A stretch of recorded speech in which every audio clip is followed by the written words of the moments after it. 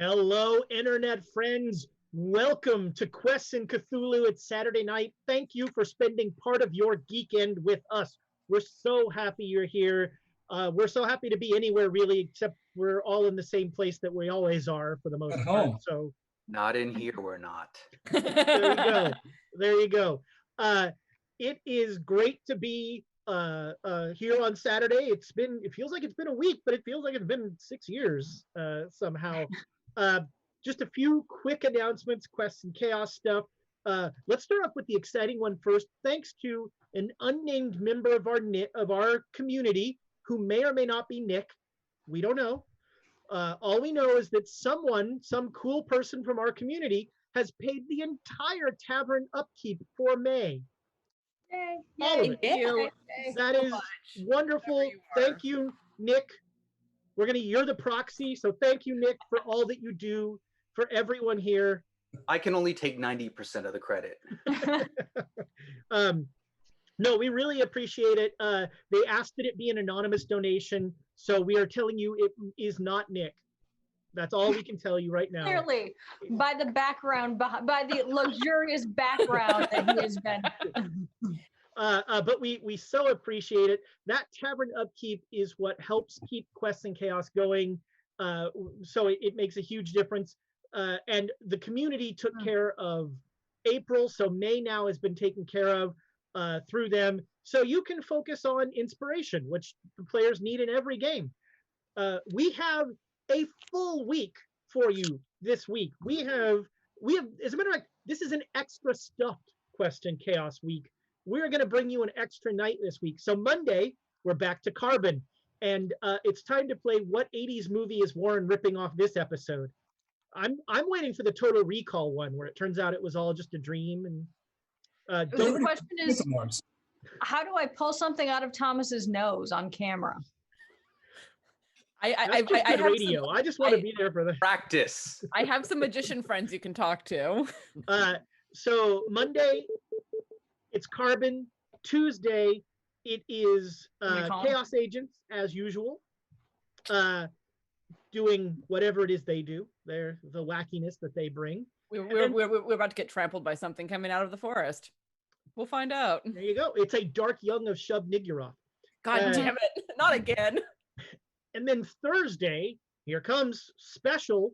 We're going to be premiering part of, as to support a Kickstarter campaign, we're going to be premiering a two-shot in Exalted Veils. Thomas is going to be running, I believe, this two-shot, and it's a Kickstarter campaign for for an adventure book, adventure path that's coming out, and so Thomas has got an advanced copy, and he's going to do probably not the whole thing.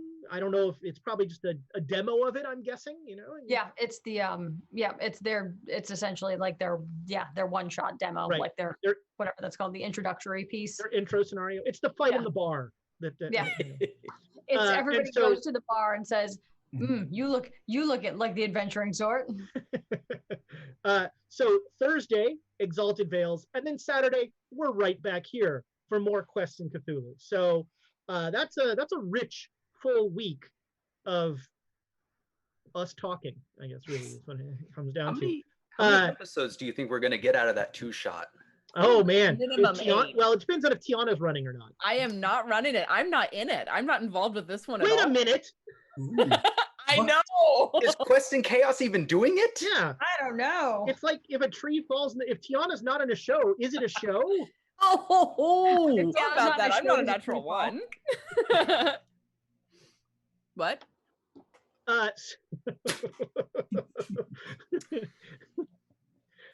So yeah, Thursday. Who is in that, Amy? Who's playing on Thursday? That would be our illustrious James Arano. Nice. Yep, I will be playing with the boys. Devin from Total Party Chill will be playing. Oh, and our friend Maddie Bridges from LA, who plays in another campaign.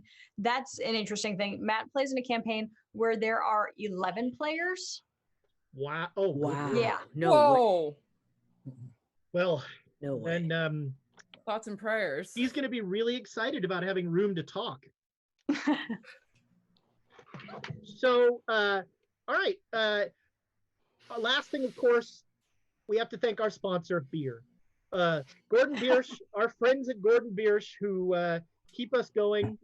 Again, root beer. They could do it. They did it once before. So I want to give a personal shout out to Andrea and Birds of Paradise, who I placed a little order and I got a couple of really nice dice. They're never going to show up on this camera, but these are the, gosh, I'm going to call them the wrong thing. Arizona Sunset? It's either that or Sonoran Sunset. I can't remember. And then this, they're open, so I can't demonstrate them properly, but this beautiful bronze set that will be killing you tonight. Great. So Birds of Paradise, just amazing stuff. And I ordered those on, I'm going to say Wednesday, and they showed up at my house Friday. So either Andrea has a lot of free time on her hands, or those orders are being placed really quickly. So go to their website. There's a thing in the chat, I'm sure, about it right now, that you can pick up some great dice. They've got all sorts of stuff. And I think we are the first show that gets to say this. Welcome to Heft Day Observed. Yeah, it's like it Thanksgiving in Canada, or it's like, but it is May 1st. Yesterday was Heft Day, and today is Heft Day Observed. So, isn't every day Heft Day? Really? I mean, really, but we have the one day of the year to just like call it his. That's right. Why is this day different than all others? I wasn't going to make the joke. That's not my joke to make. Who's the youngest person in the chat? They have to ask the Heft the questions. The Afikoman is in the break. You'll find it. Those, like, the chosen people got those jokes. That's all. So let's play some Call of Cthulhu. Ooh.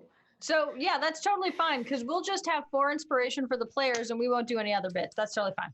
Oh, wait a minute. I like the way you said that, Amy. Let's just play the game. You said we're playing the game. Let's play the game. Why don't you tell us what happened with inspiration? So we started with 4. So the players currently have 4. And Thomas is poking another one at me. I saw Jay Matthews gave the DM 2. Gave the DM 3. My second favorite Twitch user. My second favorite Twitter user. All right, it. So the inspiration race is 4-3. Nice. Yeah. But with these Birds of Paradise dice, I won't need inspiration. Well, you know what though? I'm countering that because I have 2 sets of prototype Birds of Paradise that I'm using over here. So maybe I can help balance us out a bit. This Nice. Nice. Squirrel on the Run also gave the players 1 extra inspiration because of observance of Heft Day. Thank you. Sliding down the Twitch user ranks. I want to see something fly across the room at you. Me too. I want to see the cookies go in the garbage. That's all I want to see. Oh, don't abuse. Don't abuse doesn't want to hurt herself. So we ended last week. You guys made it to Shanghai. It turns out that Shanghai was not people everywhere you went, people died, which is kind of normal, but you kept finding that like people were following the people who were following you and were killing the people that were following you. You went to the lovely Stumbling Tiger Bar and had some very powerful drinks, and you met some strange people. Let's see if this works here. Nope. There we go. There it is. That is Fergus McChum. This is, oh, look, I can disappear. This is the barkeep, Fergus McChum. You also met I should have separated these out earlier. A Japanese workman, Isoge Taro. And you met one other person. So yeah, and you asked about Jack Brady at the Stumbling Tiger, and you were told that a local crime boss, Ho Fang, kills anyone who asks about Jack Brady. Just is killing anyone there that they can find with that. So the other thing that you found after after a surprisingly forthright bribe attempt at the harbor masters, you found a yacht that was from a picture that you had found in Jackson Elias's apartment many months ago. That you found the Dark Mistress, which you found docked in the harbor, and you proceeded to put a watch on it. And you saw a number of fairly large sailors moving equipment and supplies onto the boat that made it clear to the people who were watching it that the boat was going to leave tonight, probably. So 3 of you stayed and watched, and those 3 were, right? So Donal, Alexandra, and Emma were watching the thing. Meanwhile, Silvano and Joan they were at the library, and then they were going to head back to the hotel to meet up with the rest of the gang for dinner. However, the people who were watching it were waylaid by a number of armed men who politely suggested that they join their host for dinner. So let's start with Joan and Silvano. So it's about 4 o'clock when you leave the library to head back to the hotel. Outside the library are three men in dark suits that stand out in the sort of we're trying not to stand out kind of way. And Joan, you get a very similar vibe to the vibe what you had when the interior minister basically kidnapped you and said, "Get in my car." Yeah. And But that was someone else. Oh, you're right. That was Joe. Thank you. Joe. That was not Joan. That was Joe. But it's a weird vibe, man. You feel like you've experienced this in another life, in another dimension.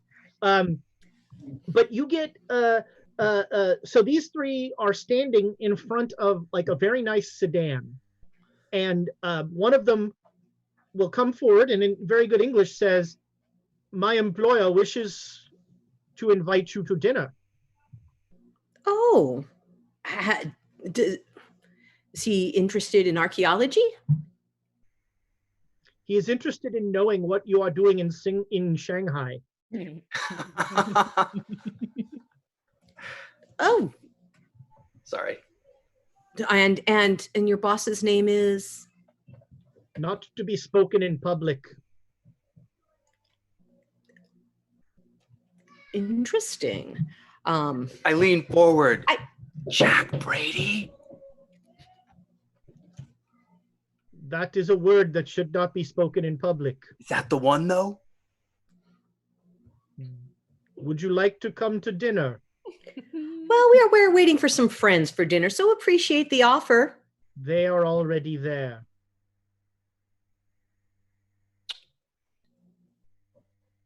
Did they give you anything or any indication? Did they give you anything to prove that they're there? Would you like me to go get one of their fingers? I wouldn't be able to tell from a finger. Hold on. Quick powwow. One moment. I pull Joan. Joan, come. Yeah. We walk away really quick. Huh? Yeah. What? What's the headdress telling you?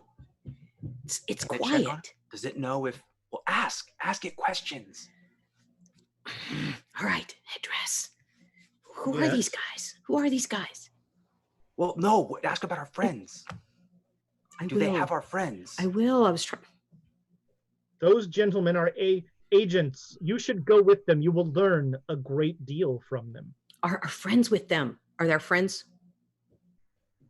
You have friends? All right. Is Emma with them?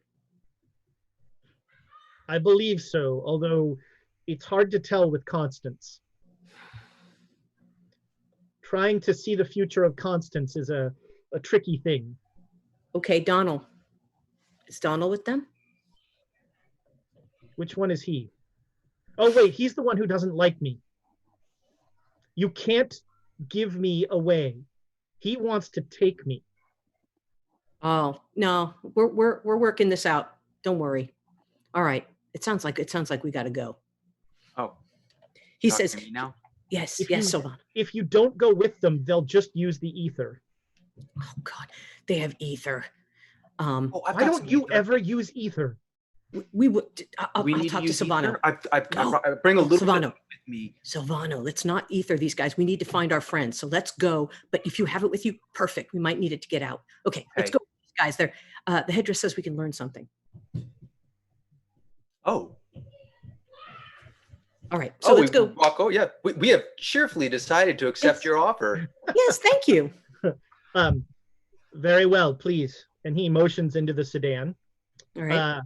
And you are sitting, it's like a back bucket seat. You two sitting facing this way, two guys sitting facing this way, another one sitting up by the driver. They're stoic and silent the whole time. And they will drive around, and you've both been around enough to know they are clearly making sure no one is tailing them. So they are driving all over the place. Good on them. Good on them. So we're going to cut back to the three on the watch. So you've been invited to dinner, and there are at least 4 guys there. And is anyone trying to resist? Doesn't seem wise at the moment. Let's just. All right, I'll take their invitation. We'll go with it and see what happens. Very well, please come with me. And he will lead you to a truck. The truck has writing on the side in Chinese, which I don't think anyone here speaks. And they put you in the back of the truck with one of the guys, and then the other two then 2 more get in the front, and the truck takes off, and it drives around. And you also have been around long enough to know that they are driving in a very roundabout kind of circuitous, let's lose anybody who might be following us sort of way. So it is going to be around 6 or 6:30 by the time you are let out. The truck will arrive first. You are inside a warehouse. It's like without even looking, reach over and put a hand on Emma's shoulder. Don't. I don't have a crowbar. All right, good. It's a warehouse. They aren't hard to find. And so you are let out, and one of the guys says, "Please come with me," and he leads you into like an office area that has a large table that has been set for a nice dinner, and it is set for 6 people. Interesting. And he, when he comes in, he says, "My employer will be with you shortly." Who is your employer, fellow? We don't use names. Well, then how do Excuse me, you but refer to him? My employer. Yes, ma'am. I'd like to wash up. Is there a lavatory? A washroom? Of course, ma'am. And he'll like take you across, and then he waits outside. Okay. All right. So there's in the washroom, there's no way to escape. There's no window. Make a luck roll. Oh God. You sound like Hold, Nick. please. Actually, I need one of these. And where's the other? Oh, there we go. That's 35. It's like we play this game every week and I don't remember. Ooh, I did make it. All right, sure. Yeah, there's a window that you think you could, it would be tight, but you think, it's like one of those like sort of propped open windows that you could probably slide through. Okay. So before I go back out of the bathroom, I just unlock it and pry it open a little bit just in case. Okay, sure. Yeah. Okay. No problem. Okay. And then, then he'll take you back. And as you come out of the bathroom, a sedan pulls into the warehouse, and you see the rolling door in the back being pulled apart by 2 guys. And you notice that all the guys here are wearing work coveralls. And so the sedan opens, and Joan and Silvano come out of the sedan. Oh, brother. Yeah, And you two are led to the same office with the table set for 6. okay. Which means Dinner in a okay. All right. hello, welcome. Which means that we're only having dinner with one person. I was wondering about the other 3 seats. Mm. Probably Mr. Fine. Mm. When you say that, the one guy who's in the room says, "We do not say that name here." Fine.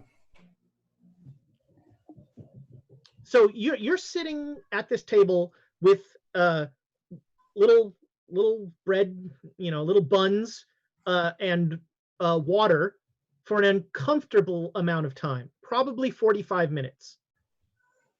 And Yeah, there's just sort of one guy implacably standing there.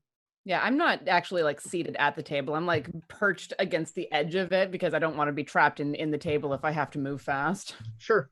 I'm waiting. I'll sit down and take out my notes and work on some of my research. Okay. Yeah, just observing the warehouse, the area, the number of people here, the exits. Sure. Yeah. It seems that this is not a waterfront warehouse, so the main entrance is that rolling door at the front. There are loads of crates that say a bunch of stuff in Chinese. Happily, Emma, these crates do not look familiar to you. Are there any crowbars though? I was going to ask about that. Yes. Sure. Yeah. There's out in the warehouse. There are some crowbars somewhere. And everybody can make a spot hidden roll. If you get a hard success, let me know. Oh yeah, 12. I've got an extreme success. Boom. I just made it, didn't get an extreme. I made it. Regular success. Would I be making it? Hard success? Only you can answer that question, Nick. Oh, no. I mean, I figured my head's in my papers. Oh, sure. Yeah, your head's on your notes. Yeah. So Emma clearly sees at one point that one of the crates has rifles in it. Is it easily accessible? If you're in the warehouse, not in the office. Okay. But you've like tagged where that crate is, basically. Okay. Even though it looks like all of the other crates, you're like, oh, that's the one with the rifles in it. Yeah. With an extreme success, you can find that crate anytime you need to. Okay. I was just hoping for some. I know rifles, schmeifels, but is there anything else that would be fun in there? I mean, so that's the only crate that you see, but if one of them has rifles, who knows what the others have in them. So 45 minutes pass, and you hear the door to the warehouse come grinding open again, and another car enters, and you hear talk outside. Let's call this an education roll. Everybody make an education roll. All right. Ooh. I'll stop and pay attention for this. Yep. Just regular. 0-1. Oh my! Damn. All right, Professor, you are a learned woman of letters. It is clear to you that they are not speaking Chinese; they are speaking Japanese. All right. Don't know what it is, but I hear Japanese outside. Interesting. In China. Well, there was that fellow in the bar we met the other night. He was a Japanese fellow. Oh, he was Japanese, wasn't he? As Donal says that, the door opens, and in walks Isoge Taro, the fellow you met in the bar. Yes, Silvio's new friend.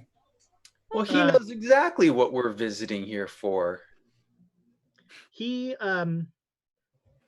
says, "Oh, please, I'm very sorry to keep you waiting. Open the front door. I ask you, please sit down. May I serve you sake?" Oh, Yes? Yes, please. What is it? Yes, what is it? It is a rice wine. ooh, that sounds interesting. Yes. Fun. So he will, in Japanese tradition, he serves everyone else first, and then himself. Out of the same bottle? Yes. Okay. Yeah. I think now's a good time to start putting all my papers away. And after a drink, he says, I've had my men following you for your time in Shanghai, and you are a very interesting crew. If you don't mind, I would like to ask why are you in Shanghai?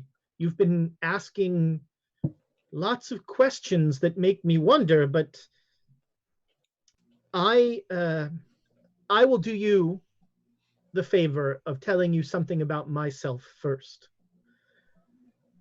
I am a lieutenant in the Imperial Japanese Intelligence Service. I am the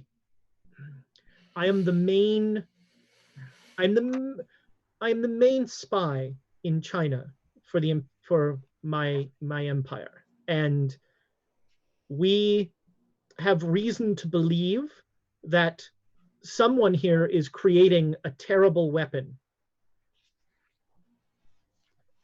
I have found some intelligence to lead me to believe this, and I think that you are researching a similar thing. Is this? Am I correct? No. It's like I was telling you when we were speaking at the bar. We're looking for the other half of the eye of light and darkness. It's an archaeological thing. However, what power does this eye of light and darkness have? What power does this eye of light and darkness have? As I said, it's used to seal away horrible things. Well, we're interested in getting it because it would be a great find. We have half, and we're going to get the other half, so it would be a great find. So you know nothing of a weapon? We didn't say that. Why are you being followed by Madame Lin's men? Who is Madame Lin? Who is that? Question right there. That's a good question. He's going to make a psychology roll. I'd like to use a GM inspiration, please. Excellent. Okay. It's a waste. Psychology's a dump stat. I feel Unless much you're better Dr. about Wilson. that. He involuntarily he raises an eyebrow, and then he says, "You don't know." We know that people have been following us, and these people have interesting markings on them, but we're not sure which hornet's nest we kicked. Oh, and did you tell us about the markings and what they mean? Not yet. They haven't. I don't think. Not yet. No. Okay. You. Because Emma saw the ones on the hands, and I saw the one on the chest of the person who died. But Emma has the translation of what it means. Right. So you're being followed by both Ho Fang and Madame Lin, and you don't know. We're being why. followed by Ho Fang? Damn it. Yes. Huh. I mean, after your performance at the Stumbling Tiger, you're being followed by most of Shanghai. My men were following you. My men were trying to keep you safe because I think you're useful. Did one of them get shot, or did one of them do some shooting earlier? My men shoot. They do not get shot. Yours was the one across the road. Got it. My men are all Japanese. It was too far are- away to tell anything. We are besides the perfect person. soldiers. Interesting.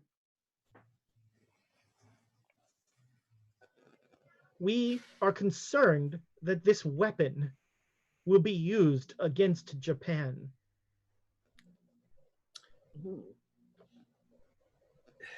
Well, what is this weapon, fella? We do not know. All we know is that it's terrible. Do you know who's developing it? Which government is behind it at the moment? We believe Ho Fang is working with the people who are doing it. The question is it the leftist or the right, or the leftists or the communists or the rightists? And the communists, Japan can work with, but the rightists and that madman Chiang Kai-shek, the Japanese have no. He refuses to speak to us. So the majority of us arrived here yesterday and are not terribly aware of this situation as things are at the moment. We're not sure who you're talking about. Political switch. Yeah. If you could describe one of these factions as being the most cult-like, which one do you think? Cults. Perhaps, hold on. Perhaps, do we know which one would be working with a British gentleman from the Carlisle expedition? No, he was American. Brady was. He is not able to. He's not able to conceal. When you say Carlisle expedition, he definitely reacts. Okay. There are, as I understand it, there are multiple members of the Carlisle expedition here in Shanghai. Really? Which ones? Mr. Brady, who you so brazenly seek. We have not been able to find him, but I think we might be getting close. And what purpose do you have for Mr. Brady when you find him? I think he is involved with this weapon. And I believe that Mr. Chum knows where Brady is. Oh. And Mr. Brady has a connection to some of those rightists who are training in an empty warehouse on the other side of the river.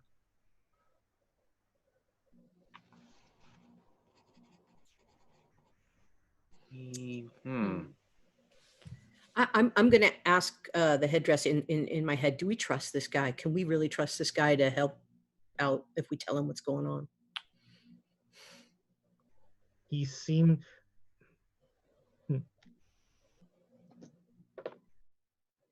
I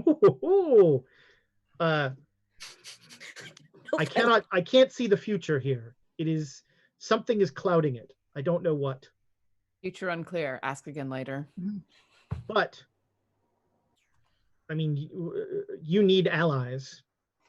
And if you're looking for soldiers, the Japanese army seems to have a near endless supply.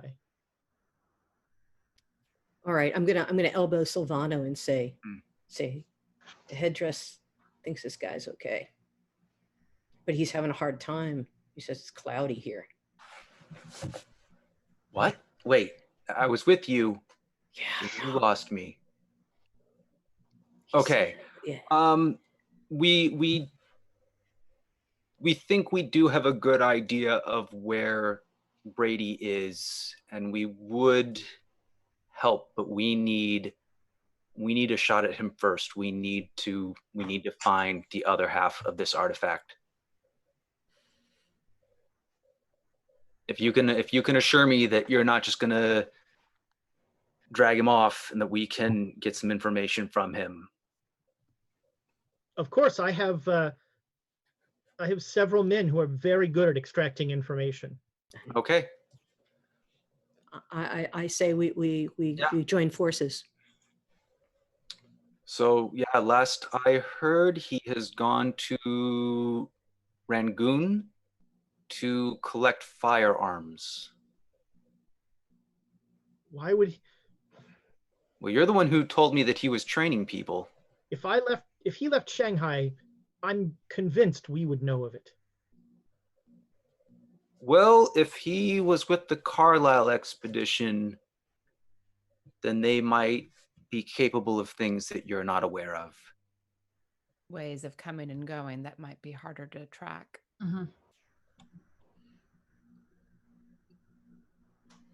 I mean, almost no one knows that about Penhue's boat. Dark Mistress? Well, apparently you are not. Almost. Mhm. Yes. The Dark Mistress is Sir Aubrey Penhue's boat. They're going He's- somewhere tonight. And he's still alive? Yes, we have seen him. Okay. Out of curiosity, how does he look? If you were to make an assessment of his physical and mental well-being. What an odd question. It's from a logical place if you know what, well, never mind. Joan, the when that question is asked, the headdress says in your head, and all of you hear it as well, sort of amplified, like almost over like a sound system or something. You hear the voice of the headdress say, "Perhaps I could help with that." And the roof of the warehouse is torn off by a massive, it looks like a flying cobra with no wings.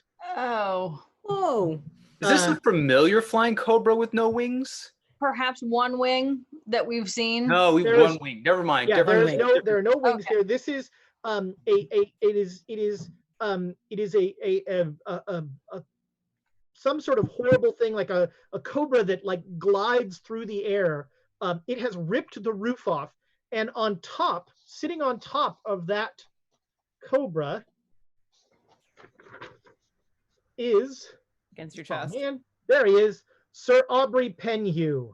Oh, oh, And it is at that moment that you have the horrible realization that Sir Aubrey's voice is the voice of the headdress of eyes. oh. And it is also at that moment that you have the further horrible realization that the warehouse just exploded. As I didn't do it this time. I didn't do it this time. as the front door of the warehouse explodes open, and a number of well, everybody make a spot hidden roll. Let's Yeah. actually, Okay. Made it. Yep. Made it. So- Regular. anyone who sees it sees people who they are people, but they really have a lot of they definitely evoke those fishmen that you saw on that you have experienced. Oh wait, none of you have Donal, you have experienced. This B team thing is hard. Never run two. Wait a minute. No, No, we experienced we experienced it. It's ours. Donal Okay, you did. all right, yeah. Yeah. So Fish- they definitely fishmen. evoke them. They are wide and strong and buff, and they are there are a couple of, it seems like, normal just sort of gang members that are now like firing machine guns, and these the big sailor guys, who the three of you who were watching the boat, they look a lot like the sailors from the boat. They are just walking in, and one of them just picks up one of the Japanese agents and just one-handed throws him about 20 feet into things. Crap. And that's no when guy. Back door? and that's when Penhue / the headdress does his oh, I can see the future, you know. And you've led me right to the Japanese. You've led me right to the only group I was truly worried about in this entire town. So, thank you, heroes. You've done me a great service. Heroes? Where? Ugh. And as a bonus, and he snaps his fingers, and everyone who has worn the headdress needs to make a power roll. Boo! Boo! You're a mean GM. Boo! That would be no. Nope. Nope. All right. Everyone who fails the POW roll is like getting the Star Trek headache attack, where they just cringe down, holding their temples. Okay. Since I made it, can I rip this guy off and throw him down? Sure, let's try it. This is going to be an opposed your strength versus Penyu's POW roll. And after this, we're going to initiatives. All right. Penyu got a hard success. I got a regular. All right, so you reach up, and this time Penyu, instead of the headdress, Penyu says, "Oh, not until I've sucked all of the energy from all of your friends." I just give Joan a look. All right, Not me. Not me. Not me. When you let them do it, yes, it is. That might be next week's episode. Not me, not me, not me. But I was doing it for good. We did good things. I'm fine. The road to hell is paved with good intentions. Well, let's see about getting you all to hell then, shall we? All right, it is initiatives. The mooks are going to take care of themselves unless any of you want to get involved with them. You are in a warehouse full of weapons, so if you can, anybody who wants to can spend a turn, run out there and find almost any weapon you want. So on 120, Penyu will say, "I've learned a little something from Gavigan," and he steps off the cobra and he's floating in the air now, and the cobra just comes crushing down on the dining room. So everybody in the dining room, by the way, Taro, in the epitome of a surprise round, Taro's just staring at you all like, "Who are you?" Yeah. So everybody in the dining room needs to make a dodge roll. Oh no. Ooh, 7. Yeah. 15 is a hard success. Nice. Yeah, I got a Anybody hard who success makes as well. Regular. So you all made it.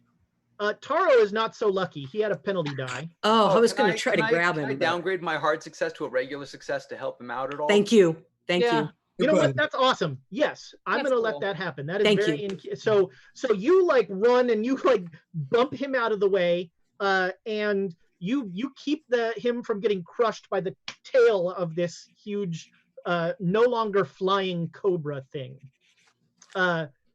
Penyu stays floating in the air. That was on a 120. On 100, Penyu will. Oh man, who is the most dangerous? Who are you? You're pointing at Joan. That's rude. Who are you pointing at? I have no You're idea. pointing That at doesn't Joan, work. who's below him. We can't do the Brady Bunch thing because I don't know who's Yeah. there. You're above me, Ezra. All right, there you go. Like people- I'm above all things. I mean, the So, DM. actually, he's gonna go for Taro. So, Oh. he says something horrible, and he reaches out his hand, and out of Joan, from where those crossed staves are, this awful vermilion light shoots out and hits Taro in the face, and Damn it. Taro immediately blanches, and in front of you, he seems to lose. His cheeks go sunken. He loses 5 pounds in front of you, and he just shudders and drops to his knees, and he's like, "Ah!" So that was 100. I think 70s are your highest. 80. 80, sorry. Donal. All right, Donal. How close is Donald to Joan? Pretty close. It's a small office. All right, so he's going to run By the over. way, I don't want to undersell the fact that there is a 20-foot long space cobra that can fly in this room with you. And everybody should make sanity rolls, come to think of it. Yeah. Oh. I like how after you said that, you're like, yeah. I was, oh, thank God I made it. All right, if you made it, you I lose hate it. 2. Roll. If you Oh my lost it, you lose 4. If you Where's my pencil? if you missed it, you lose 4. If you made it, you lose 2. Oh, All right, Donal, what's up? It comes back. Donald runs Not over, easily. he runs over to Joan and says a word of power that he was given to essentially release the headdress from her head. Ooh. All right, yeah, you say the word of power, and all you hear is mocking laughter. I can't help him. I can't help him. I Doesn't come can't. off. Oh. just try and take it off. Just try to take it off. He works for me. Just try to take it off. Would you rather I have it or he have it? Either way, you're doomed. Your choice. He's doing his best. So Right, it doesn't so come off. Make, Right. make a strength roll. Let's try.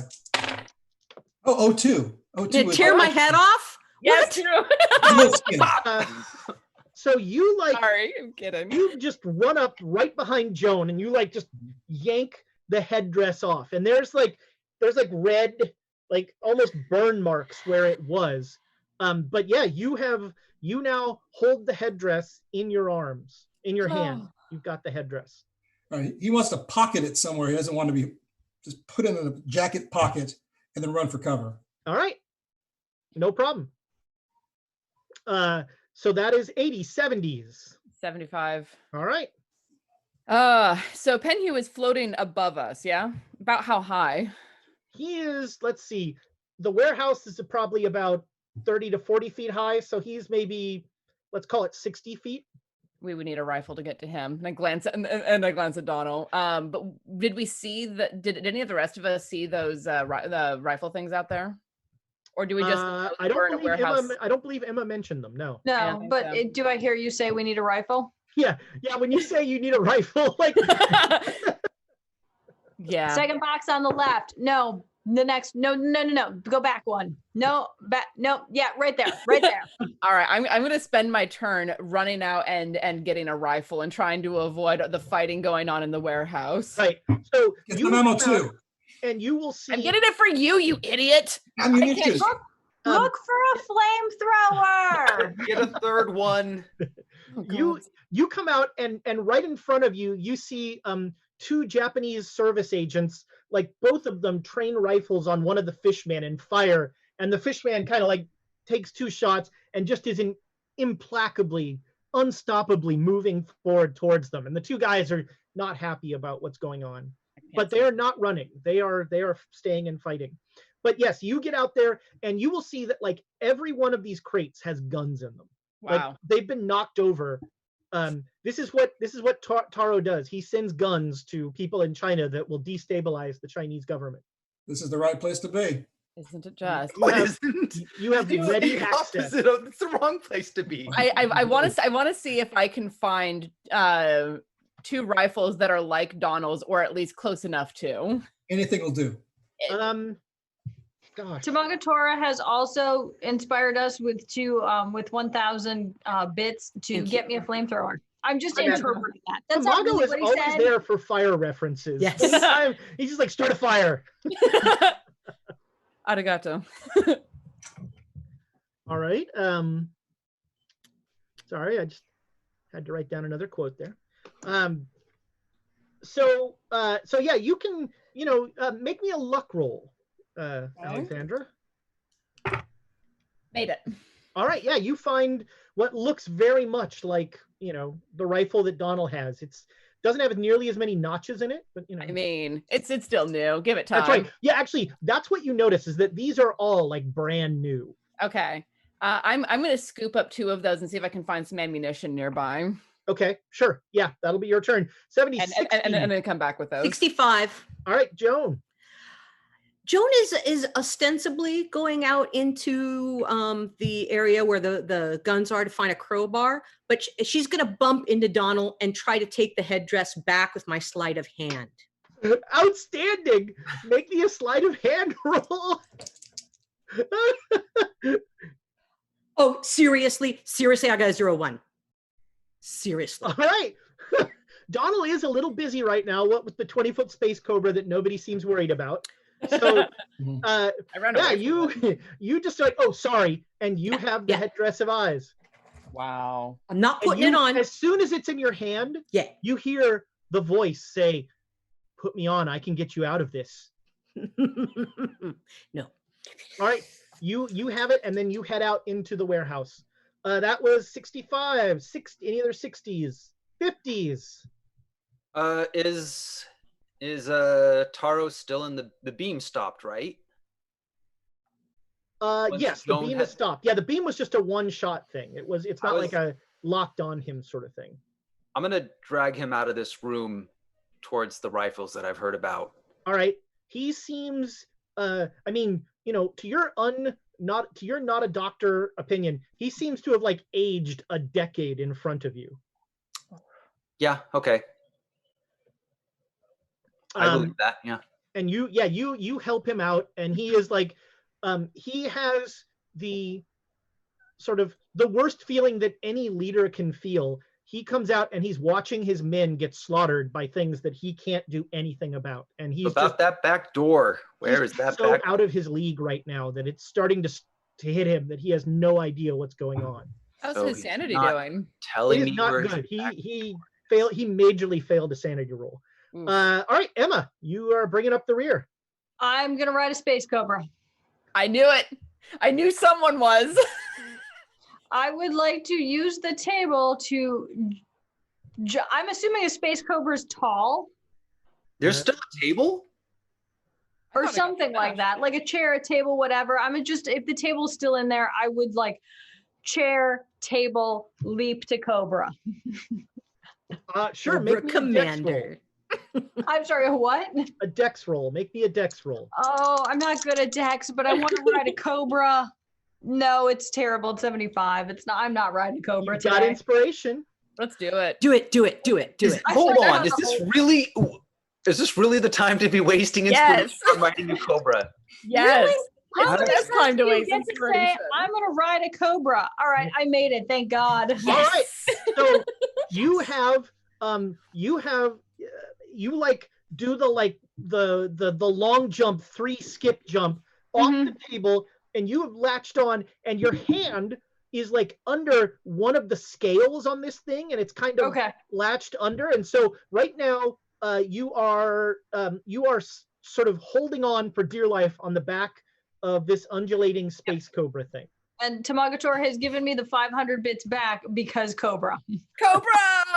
Cobra! Yes. Is it Yes. time for a G.I. Joe moment? It is. It's time for a Cobra moment, my Cobra friend. Commander. I mean, the Cobra moment is clearly, the I can't Cobra. talk about Serpentor enough, but Serpentor is a genetic creation of all of the great leaders of the time. Napoleon, Genghis Khan is in there. And the funny part is he's mixed with those and Cobra blood. And that was how they made Serpentor, my favorite character. That's amazing. So now it is top of the lineup on a 120 Space Cobra. Let's see if Space Cobra even realizes there's someone on its back. Nope. Space Cobra is blissfully unaware. Yep. Who is Excellent. left? Donal is the only one left in this room. Am I? Yeah. Everyone else got out. All right, Yeah. here comes. Didn't you leave the room? I recommend For a cover. dodge roll here. Whoever it was. Oh man, did you make your dodge? It really doesn't matter. The Space Cobra rolled really badly. No, actually, You know I what? failed. GM inspiration. Use another one. Okay, because my the Baroness just gave you 500 bits, and the Baroness gave us 1,000, or I'm sorry, 1,000 bits. So that was the Baroness. You're giving back the Baroness Space Cobra bits. The Baroness Yes. is Lame. ever. Well, now that I know these dice are blessed by the Baroness, I smell a critical hit coming. Ever, eternally, my favorite Twitch user, the Baroness. That was almost an Amy. You know what? It's okay. This is why I can't have nice things. Space Cobra apparently is slowly coming to terms with the fact that there is someone on it because it is not moving like it normally does. So that's a 120. On 100, Penhew. Joan, make a power roll. Okay, I do not have the guy on anymore, so it's my regular power roll. That's right. No. All right. You are compelled to put the headdress on. Okay. So Penhew on his turn, floating above, Penhew just says, "Return to me." And you put on the headdress. What did you think would happen? She was going to destroy it. I was. Yes. Yeah. Yeah. During the battle with the giant space snake and the seamen and the... Yes. We're going to make a little bit of time to take some sticks, rub them together, start a little fire, throw the headdress in. What do you think I was getting a crowbar for? Mount Doom is just around the corner. Crowbars. There, yeah. That would have worked. All right. 80, Donal. He doesn't have time to deal with the headdress thing, so thanks. He didn't even notice. She rolled an 01. Oh, now he notices that she has it again. Yeah, that's right. Now you're like, wait a minute. Yeah. But at this point, he just, it doesn't matter. He slaps the 5-shot clip in, cocks the rifle, gets down in position, and it's not Gavigan, but Penhew, who I'm going after. The other floating person. Name this turn, and I'll shoot him next turn. Okay. I think you still need to get the rifle from me, yeah. Yeah. She hasn't come in yet. She went out last turn, got the rifle, got the ammo. She'll be back this turn. I'm hoping she could throw it to Donal. Too far away. That would be a heck of a throw. Look, I'm gonna make Tiana, I'm gonna make you an offer. You can, like Donal says, throw me the rifle. You can throw the rifle, and if you make a throw roll, everything's sunshine and gravy. But if you miss the throw roll, who knows where that rifle's going? I have no points in throw, and my turn is next. There we go. All right, so Donal is just like, give me I need the... There you... Donal will go to Alexandria this turn. All right, you run into the warehouse, and that's no problem. Also on an 80, everybody in the warehouse, which is everyone except Emma, who is on a space cobra, has the armor of a space cobra. Everyone in the warehouse, make me a luck roll. There are bullets flying all over this place. Success. Does Nick need one? We will inspire that, Nick. Yeah. Why? Why would you? It's a luck roll. To have a chance at you not getting shot? Oh, yeah, that's right. We may as well have inspired your throw roll because you'd have better chances. That's right, because Nick has 19. What is your luck? His luck is not good. Isn't it 19? 19. Yeah. So, can I make a dodge roll instead? Now you should make a dodge roll.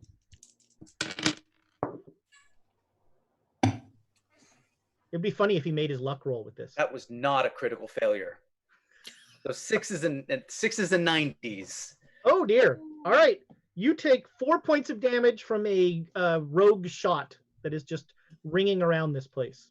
Those fishmen are pretty good shots.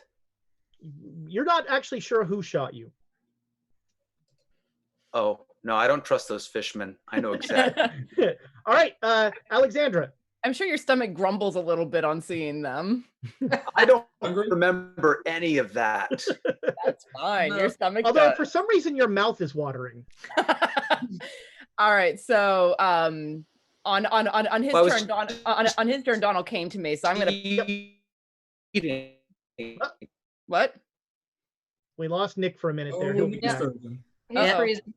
Nick's frozen. Wow. That is a good still too. This is gonna be another Nick is stoned. That doesn't mean anything. So you hand the rifle to. That was a great. You should just make that face even when you're back. Nick. That would have been. Oh, it looks like I'm going. You're back. Yeah. My back. So Alexandra, you hand the rifle to Donal. You also can have a rifle if you want. There's plenty there. I'm not much. Well, Rifles for everyone. My rifle isn't great, but what the hell? I'll take a shot at Penhue. All right, so this is going to be a snap. You basically bring the rifle up. Donald's kind of impressed as you bring the rifle up, load it, and just go blam with a snapshot. So you're going to have a penalty die because it's a snapshot. Sure. Yes. There we go. Oh my God. So you just like, this is, you know, like there's maybe even a look at Donal as you do it, and you're like, blam, not even my weapon. Cinematic moment. It'll probably be one of those moments where it's like, oh, he showed me how to do this on the boat when we were going to London. There we go. There you go. So that is 2d6 plus 3. Oh my. Wow. 11 plus 3 is 14. 14 points of damage. All right. Sweet. So you just run up and you just snap this shot off, and a very familiar effect surrounds Penhue. It's very similar to that field that was around Gavigan. I don't remember. Did that absorb some of the damage from him? It's been a minute. Since It actually, like, the bullet seems to like hit it and like get like and get destroyed. The bullet kind of just hits the field and doesn't go through. Does the field look weakened at all?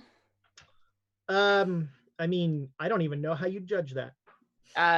It doesn't flicker. Okay. All right, that was 70s, 65, Joan. Can I make an occult roll what I want to do is I want to figure out if there's any other power in me, and if there's any way I can just try to smack away his defenses with it. Basically, I'm just going to do a long shot, and I'm just going to go. You remember, right? When it told you how to release all the energy from the Yeah. So that's what I want to try to do, is release all the energy at him and see if I can get through his shell, basically. Okay.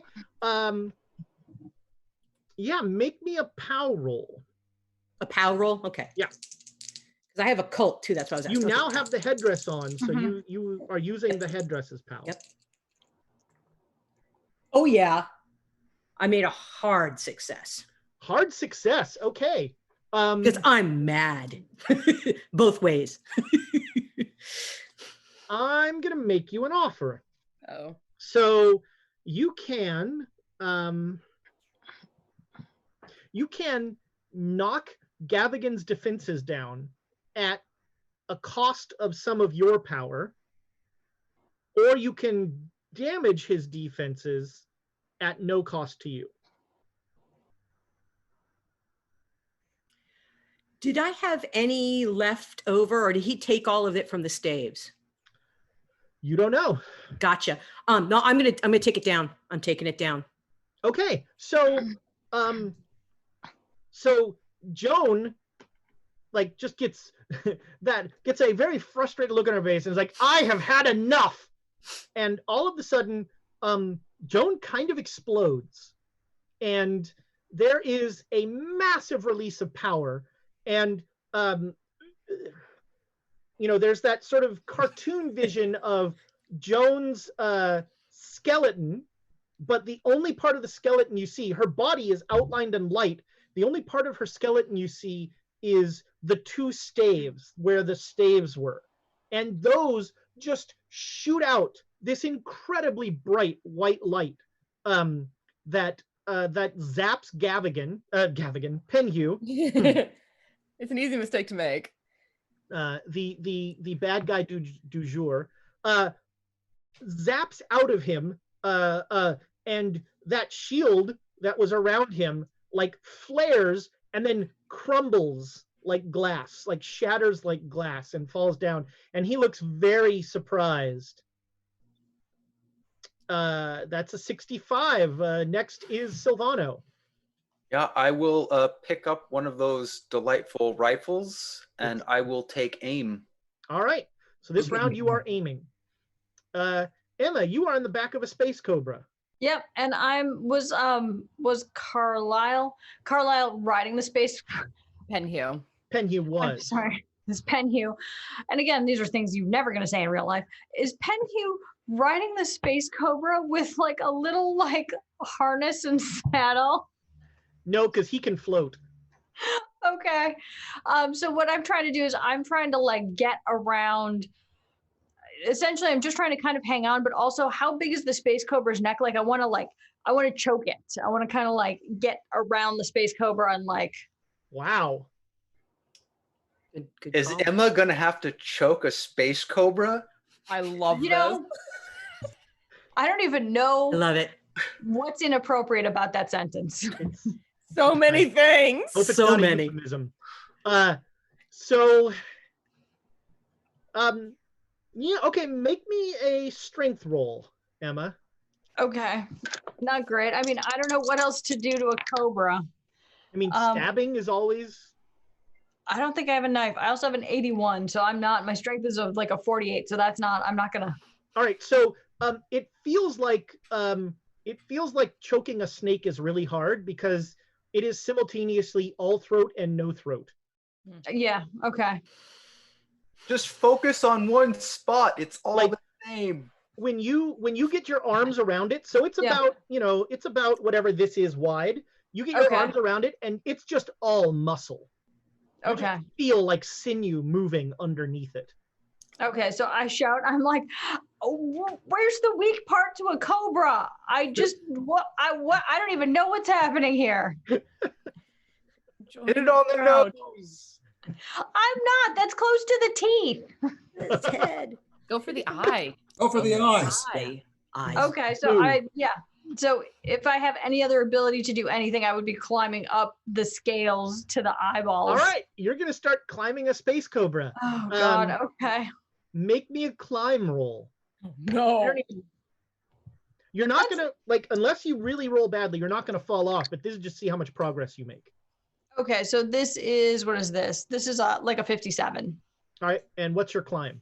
The usual 20, like All right. the normal. So yeah, this round you don't make much progress as you are like kind of trying to figure out what's going on and where everything is. Where the top is, yeah. Yeah. All right, that is the end of the round. 120. Let's see if Space Cobra has finally realized there's someone on its back. Space Cobra, not the sharpest knife in the drawer. Might even be a spoon. Space Cobra is hungry, so the four of you in the warehouse make luck rolls. Maybe you Oh make yeah, one. hard luck. You want to just skip to the dodge Also roll? Nick? hard. Yeah, let's just go to the dodge roll. That was good for bleeding that bad roll from 9. Oh my! All right, so the That Space is, Cobra. yes, that is a critical. Okay. All right, so Space Cobra like locks its eyes on you, and it like darts down, like mouth wide open. It looks like it wants to just swallow you whole. And as it's coming, like in a weird sort of fugue moment, you look up and you go, "Huh! It doesn't have any teeth." And it's like coming down to get you, and its jaw. You just like get out of the way right at the last second as it comes crashing down, and more boxes of guns go tumbling over and fill this room.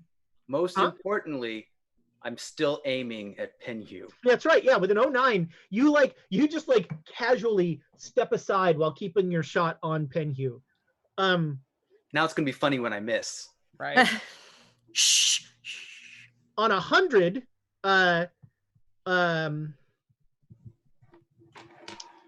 Joan, in your head, you hear what you now know as Penhew's voice saying, "I'll always know where you are." And then Penhew disappears.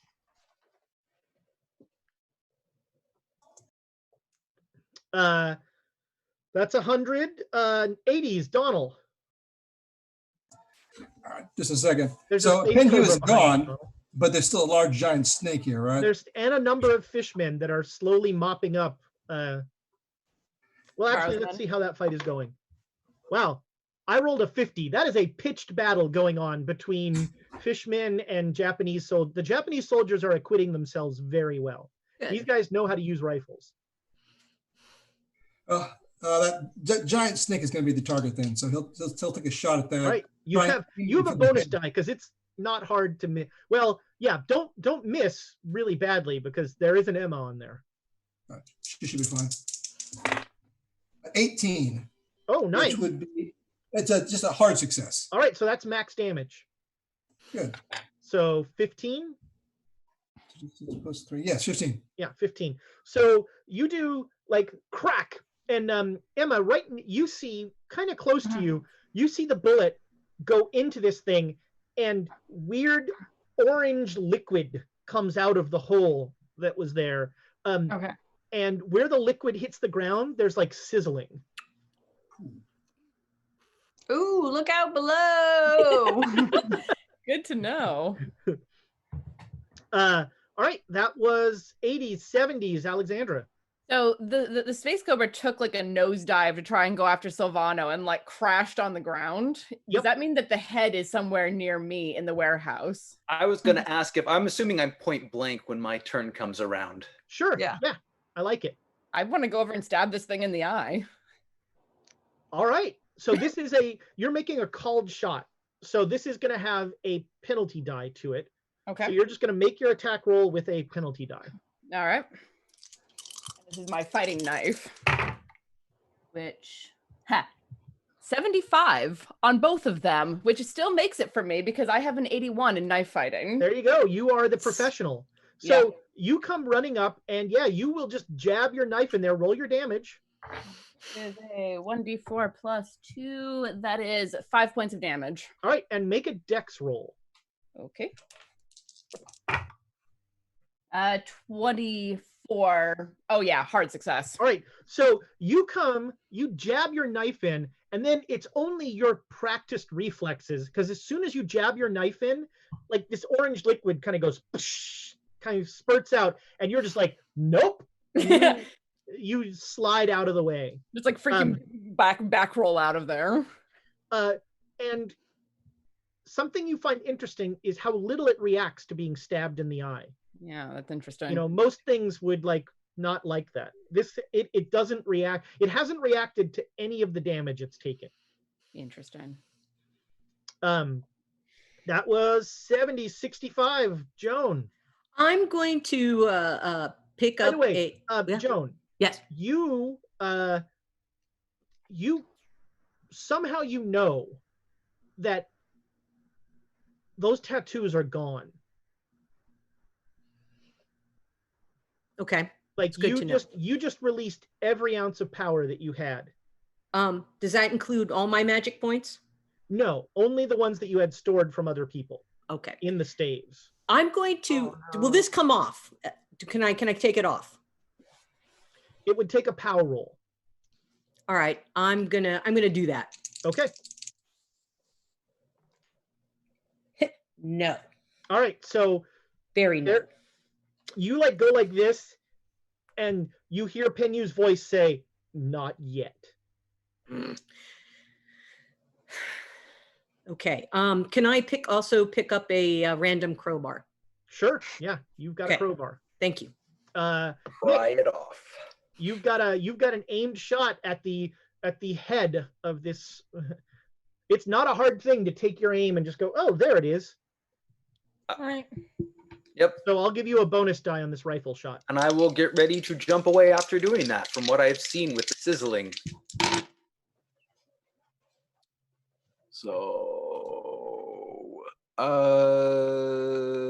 regular success. So that's 2d6 plus something? 2d6 plus 3.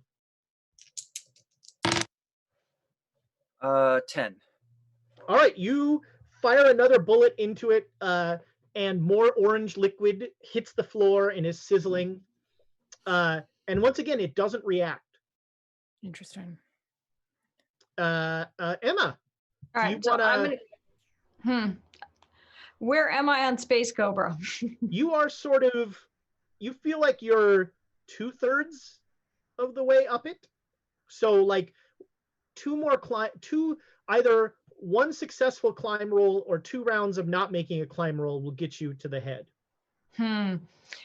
Since there's so much goo coming out of the head, I think at this point, I think I'm just gonna slide down Space Cobra.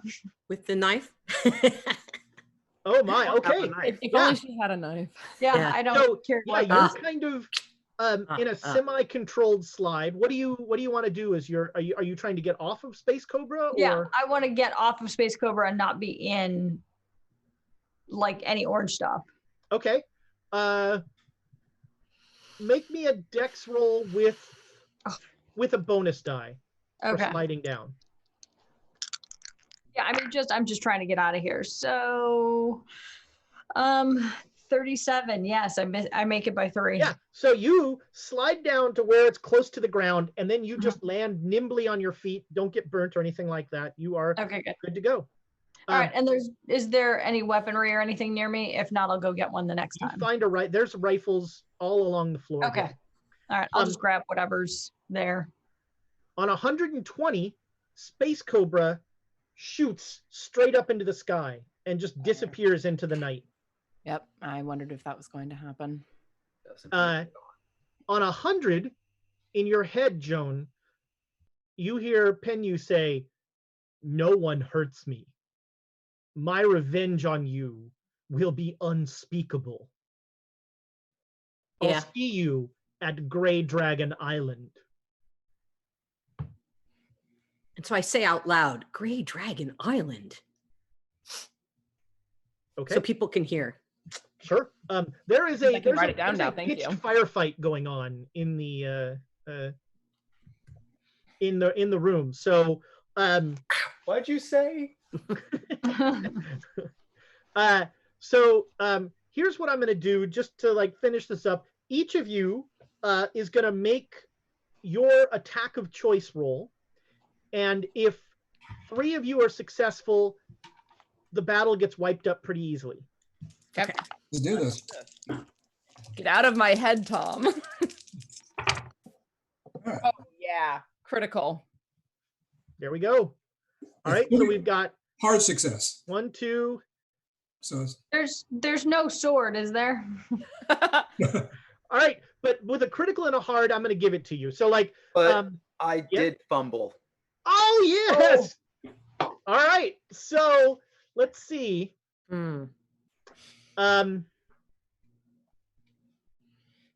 So, dude, do I try to eat one of the fishmen? The one that I think got me? That is 100% what happens. No. Oh, that's outstanding. That's a horrible. That was a joke. Don't suggest this stuff if you don't want them to do it, man. Do it. The fight is almost over. There's one fishman who is just about to kill a Japanese soldier, and Silvano just goes, "No!" and leaps on its back and just bites into its shoulder blade. And Fish Guy, who is more human than fish, is very, very confused by what's going on. And you just start biting into his neck here. You're just it does not taste as delicious as you remember, but I don't remember. Well, no, that's the problem, is that in this moment, all those memories come back to you of just gnawing through a fishman's arm. And you start to realize what you're doing here. And as that happens, there's a crack, and you see from his knee, Lieutenant Taro has just shot this guy right in the forehead. And he's looking at you like, what are you, cannibalism. It's a fish man. No, you don't understand. And the fish man just falls down dead, and you're just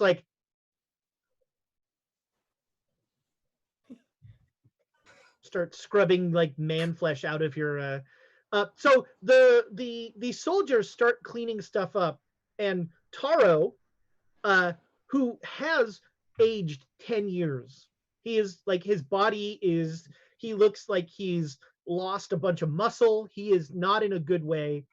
When they finally have driven them off, he's like, what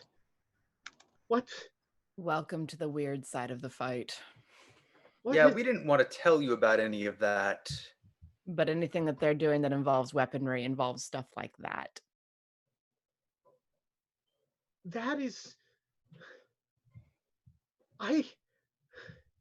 So we need to find the other part, that stone, to seal things like that away. That's what when you talk about, your The story that I told you Yes. about the evil that had been sealed thousands of years ago, and then they broke the stone and it got out. that's their weapon. And Brady has half of the stone.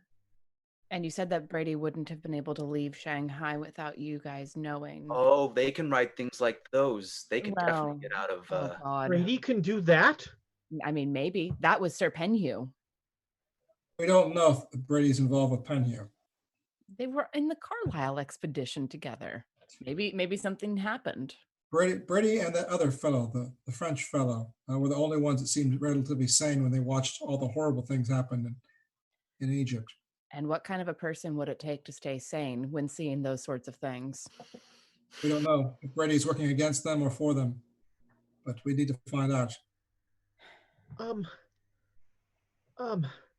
Well, I I'm so told you sorry. that Brady is somehow involved with the rightists, and they have a warehouse on Chungshan Road where they are. That's where their soldiers train. Brady is somehow involved. It's you should look for Mr. Let's see here. Their leader, a Mr. Chu Min.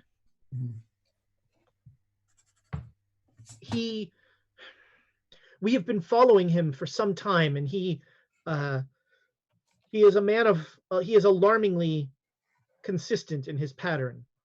Every morning he visits the autumn morning tea house, and then he returns to the warehouse. So do we want to try to catch it while he's at the tea house, or do we want to talk to him? Or do we want to try and... In between, there may be something at the tea house that he goes. Maybe. Or Rangoon, do we still want to pursue trying to get there to see if we can... If you give me the name of the man in Rangoon, I can talk with our people there. Charlie Ray. All right, I will talk with our people in Rangoon. There was one other thing that was said to me before he left, and I'm sorry, Ezra, I didn't get down the name of the It's Gray Dragon Island. Gray Dragon Island. Which doesn't sound familiar to any of you. And when you say it to, let's see here.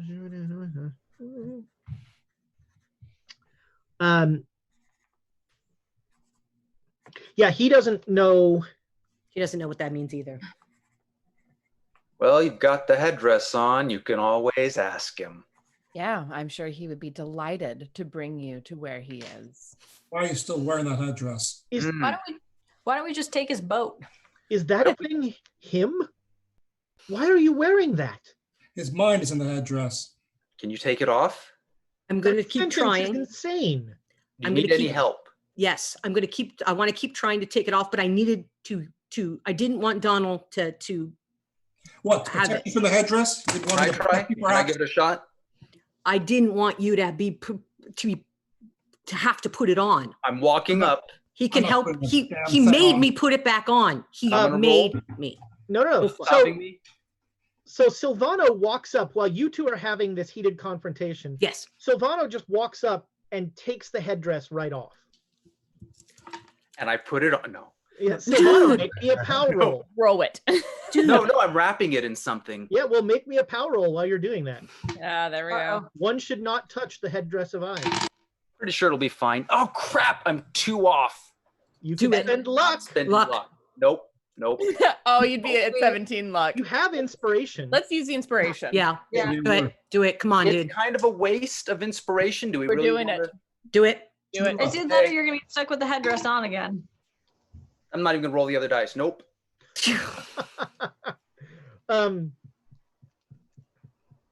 So You know what?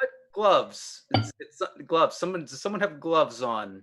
So Silvano goes, boy, we should really touch this with gloves, as he takes it off of your head and then puts it on. I had to put it on to try to, because I got to shatter his. I can shatter it without putting the damn thing on. Listen, the bargain I made is I return it. Doesn't mean it has to be in one piece. Doesn't mean it has to be operable. We can destroy the damn thing. And then I was going to try to do that after we were in a fight. No, but I know a ritual. No good sentence. We're wearing the damn headdress. Yeah. For destroying things like this. Very well. Take it off. I'm just going to put it back on again. If I take it off, I need gloves. I mentioned Let me try gloves. the word of power again. I'll see if that works again. Taro, who's been watching you all appropriately, like aghast at the insanity in front of him, he says something in Japanese, and a soldier comes forward and hands you some gloves. Ooh, which one of us? The guy with the headdress. He hands them to Silvano. Okay. I'll give it another try. No, with gloves, you don't even need to make a roll. Okay. So you take it off, and right as you're taking it off, you hear Penhu say, "I'm already inside. I can see the future, Inside where? You. Just take it off. Ah. He's playing mind games. All right, you literally. take it off, Literally. and with the gloves on, you don't feel any compulsion. All right. We wrap it up in something. We wrap it around dynamite. We set the dynamite off, and then we put the pieces in a box and drop the box in the bottom of the ocean.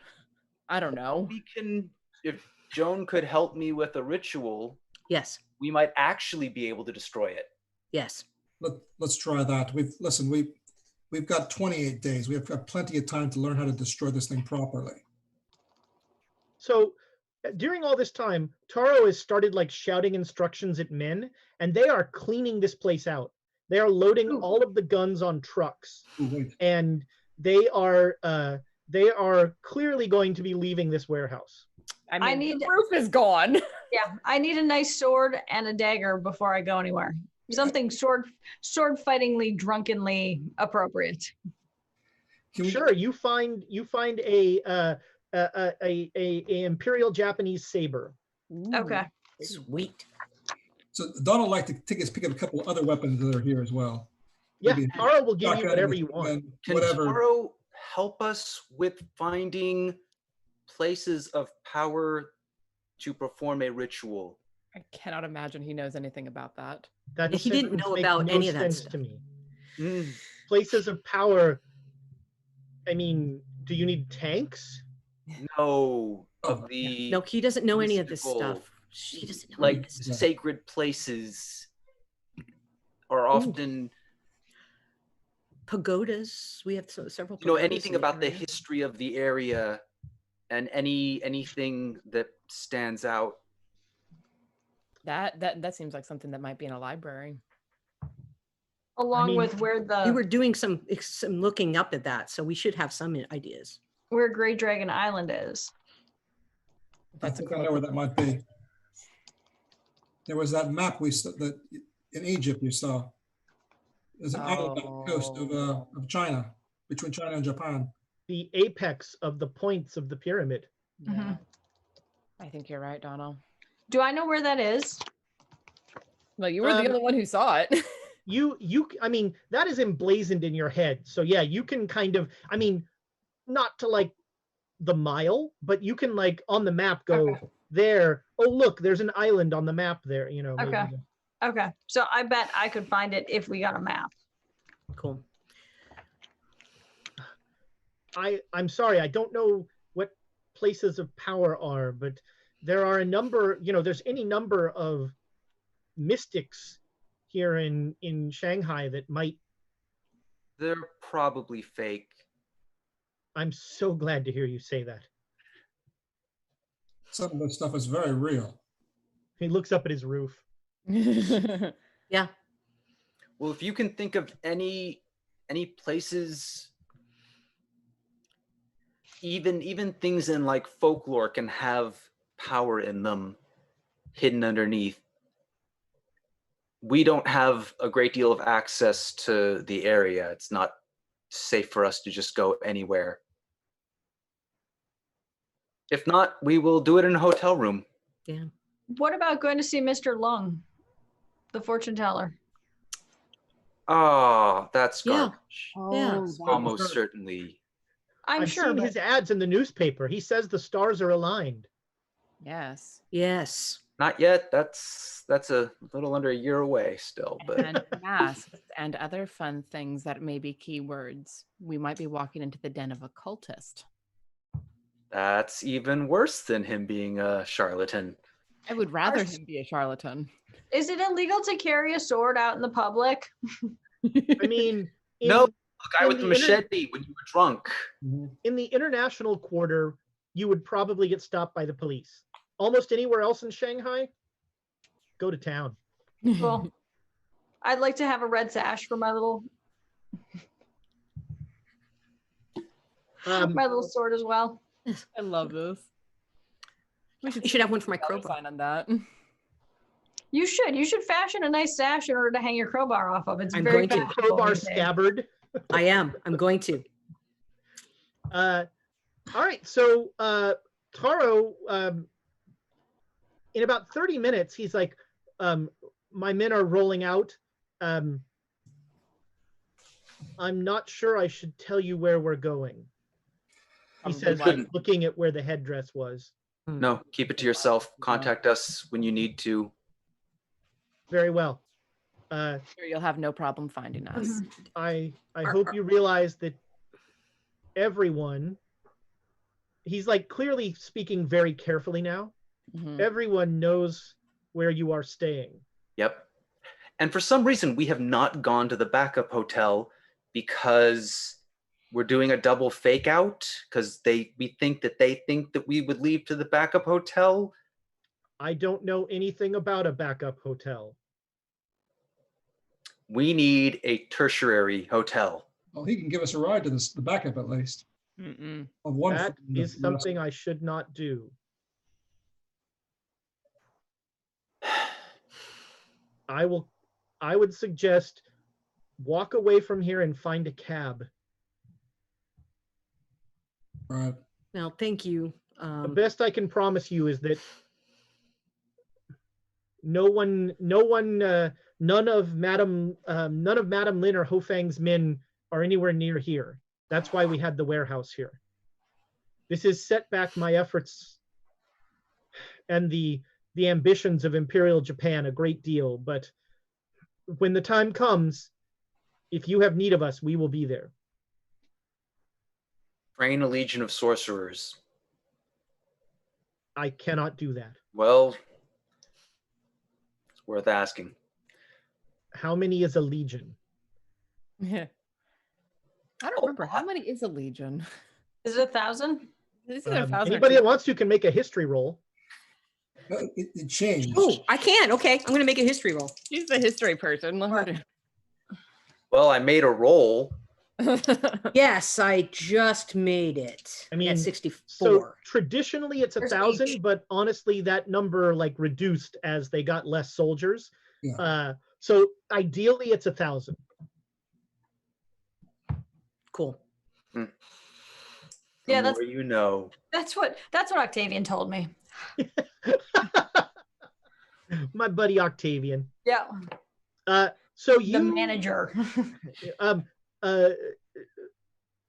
he gets in the sedan and drives off, and so now you are standing in the shambles of this warehouse, and without a roof, you start to realize that this is like in a really bad part of town where like there are no police around. So as soon We're all as strapped with guns too. yeah, right. As soon as like, you know, things started getting ripped off of buildings and stuff, people just sort of were like, we're going to go somewhere else for a while. So Yeah. it is very quiet here. It's going to take you a while to find a cab. You're probably going to have to walk into another part of town, but you will find a cab to the secondary hotel. We need to get our stuff from the first hotel, guys. This is why I have everything in my satchel. I don't have anything. We He have carries the one those satchel. pieces We in had the everywhere one he big goes. satchel. Yeah. Because Emma's going to burn anything that I leave. Yeah, I was going to say I barely big have satchel. anything from Okay. the last time I burned down a hotel. Got a I- change I- of underwear in here. Smart man. I was able to visit the tailors and get some proper clothes, so I have a few things at the hotel that I'd like to retrieve. In the morning? We could pay to send somebody. I think that would Totally. be better. That would be a good idea because I can just tell them I have a bag that they can take that, have that one bag. I Yeah. believe the primary hotel is the Swank Hotel, and the secondary Yep. hotel is the slightly less Swank Hotel. So the Correct. Swank Hotel, like you can just call and they'll send the stuff to you. Yeah. Mhm. They'll be a Beauty. little miffed that you're staying at a different hotel, but But we're Well- still paying for the yeah, first. that's right. They're only They have slightly to. miffed. All right, I think on that we're going to go to break. So we will be back as soon as 6 people can use 6 bathrooms. And Thomas hits the break button. I surprised him.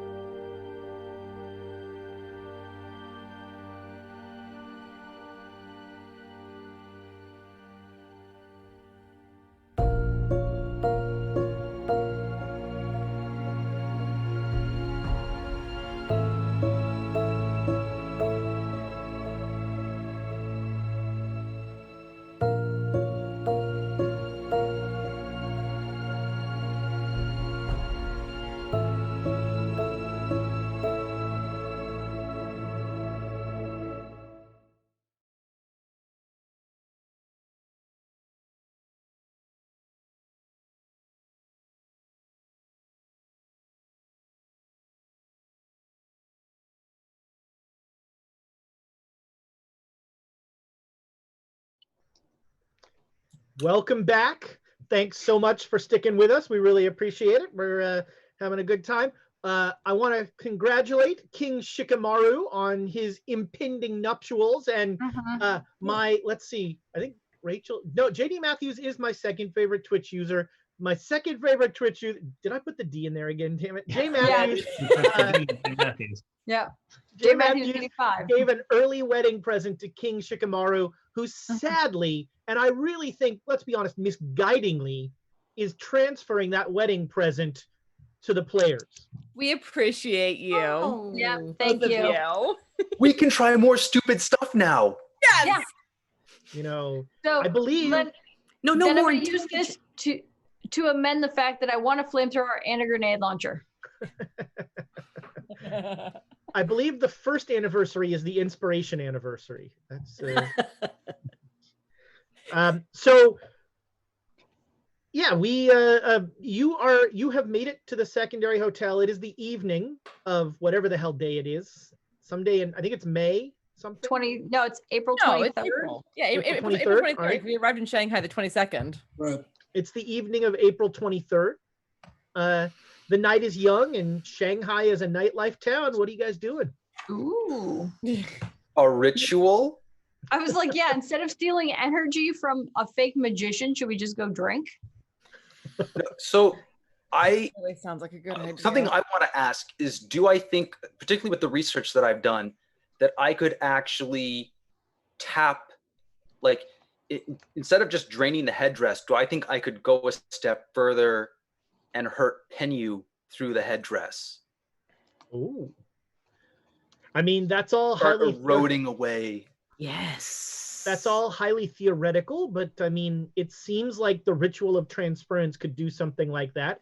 Now, Well, I was thinking the more destructive ritual of consuming that I had learned earlier, right? that I've been trying to refine. I mean, so you have a connection to him of some sort, but the disturbing thought you have is you think back to the warehouse and you think back to how everyone who's worn the headdress was impacted by what happened. Mhm. So he has a connection to you as well. Yeah. So we might, if we destroy that, we might hurt all of us that have worn it.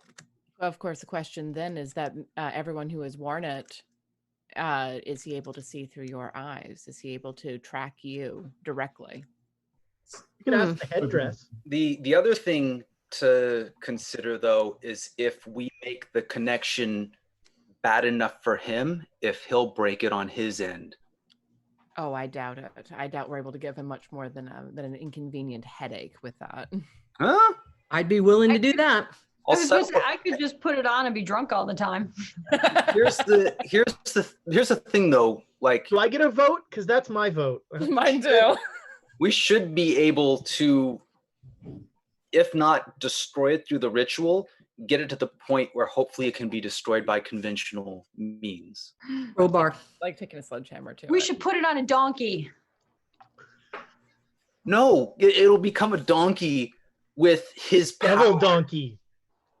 You'll just make like a warlock donkey that will turn on us. Hey, what? And I don't want to deal with that. It's better than a monkey. Oh yeah, a monkey would be the worst idea. Yeah, no. A no, no, no. gorilla? Could you imagine putting it on a gorilla and Like having Gorilla that- Grodd, man. That would be like. Yeah. Well, whatever we do with it, I seem to remember, and I've had no personal experience with this, so you'll have to tell me, but I seem to remember that the longer that thing isn't on someone's head, the more it pulls to try to get someone to put it on. I don't know what you're talking about. I would just look at him and like, I heard you through the pipes at the Vanny house. That was because of the things with no skin outside. Nope. Oh, I was fine in there. I don't know what you're talking Uh, about. You Donal. were swearing at Yes. it. You still have a deadline with the Black Pharaoh. Right. 30 days after April 22. Like you said, it can be destroyed at the time we give it to him. What I like is whateve we do, just make it so it's useless. So I'll return the pieces to the Black Pharaoh. The useless pieces, I will have done my part of the bargain. I'm giving it to him, whether or not he use it. Every time that we've tried to do something like that, it has backfired on us spectacularly. Neither has happened because we tried something like that. What do you suggest then? Spectacular Don't give him the explosion. pieces to it, and then what happened? He goes back to everything that happened in Egypt would be undone. Not all of the pieces. We could probably give some of the pieces and it would be okay. But All the let's try and get it. Phase 1, let's focus on getting it in pieces. The headdress of I. Send him back one eye. One eye. Also, when we say undo everything in Egypt, I don't think things were done really well in Egypt. To undo them and just go back to the beginning, I'd say that's a win. No, really though. It's like we were never here. What is the consequence of it? What exactly will happen if you don't give him the headdress? Nidicus will be reborn. She will destroy Egypt, take it over. All the mortal government will be destroyed. Other people's lives will be forfeited. I don't even know what other ramification would occur, but everything that was done will be undone. I don't think he'll be able to do that without the girdle again. Agreed. That's exactly what I was thinking. How can he bring her back when he needed the girdle to begin with? Yes, you're right. Did you guys get the girdle? And I'm sure that Nidicus was sucked into the girdle and the girdle was destroyed. he has her heart.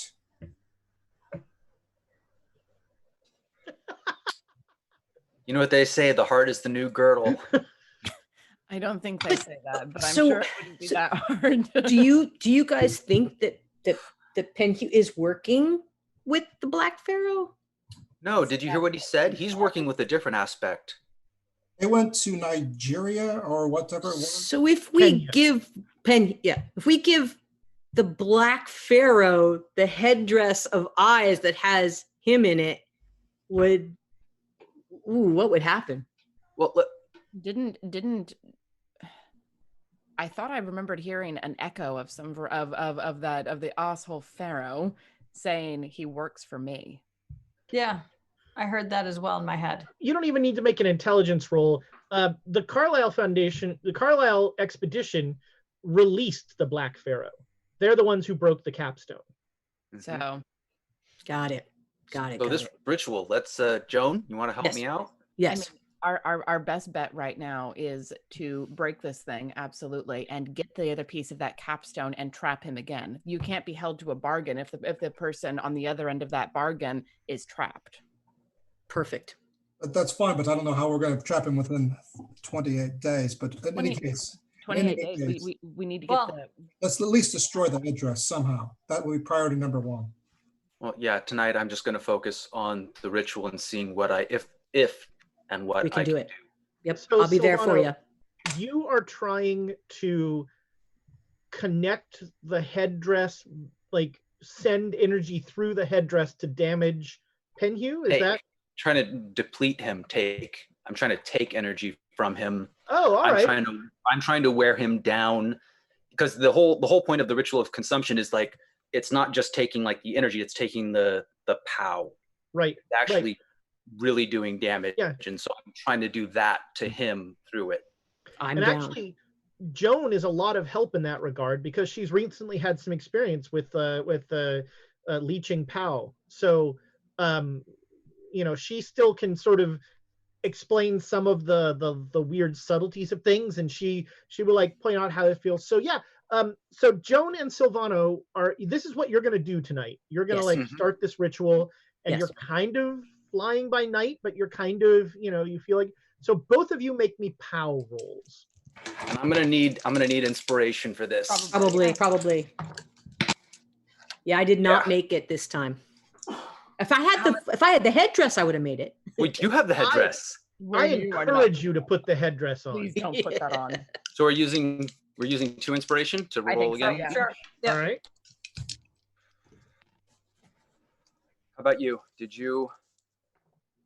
Oh, I made it good this time. I made it. Oh, yes. Not quite. The most Critical, wonderful. but you made it hard, I or- made a hard, totally. Hard success. All right. So what happens tonight is you don't actually do a ritual. This is sort of a theoretical test run you're doing, and you're trying out concepts, and you feel like your proof of concept works. You feel like you could, but it's very dangerous. Yeah. And In what way? I mean, dangerous. Like, do we think we could hedge it with better locations and better timing, anything to make the ritual? Quite possibly. I mean, you also think that if you had some sort of, right now, everything you're doing, you're cutting off that connection to Penhew. If you had some connection to him, then it would be a lot easier to slide in, you'd essentially be putting in almost like a virus. What about his boat? There it is. I mean, has it already set sail, so to speak? As far as you know, it's leaving. I mean, it looked like it was leaving tonight, but given that several of his sailors seem to have been killed, who knows?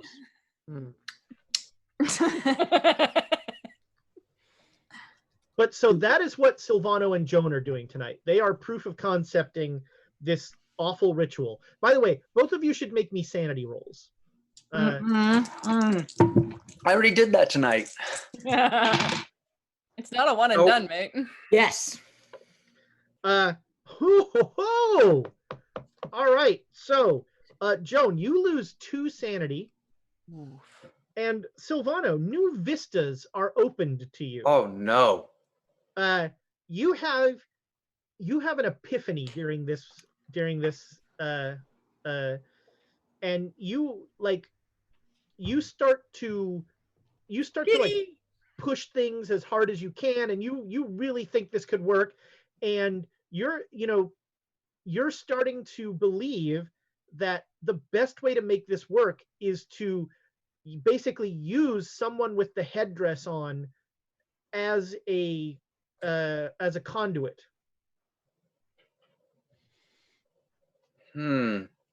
Because then you have a full, then you have a direct connection. So Joan, I'm just spitballing here. I'm just spitballing. By the way, you lose 5 sanity. Oof. But here's the good news. You gain 3 Cthulhu mythos. No, Ezra, no. And you are not you're not going to force anybody to do anything, but you are convinced that this using the headdress as a conduit is the right idea. If we put the headdress on someone, I'm not saying we should do it. I'm not saying that. Unless you think we should do it. If you think that we should put the headdress on someone, I think that would be our best. To use them as a conduit, we could really. Such a jerk. Because this is a very dangerous thing. We need to hedge our bets here. So if you're saying we should do this, I'm not going to judge you. But it's your idea, so I don't want to, Dude, what a great manipulator. He was such a jerk. And I'm afraid that if I put it back on, I wouldn't be able to help you with the ritual. Yeah. Emma's the only other one who has the connection. Ooh. And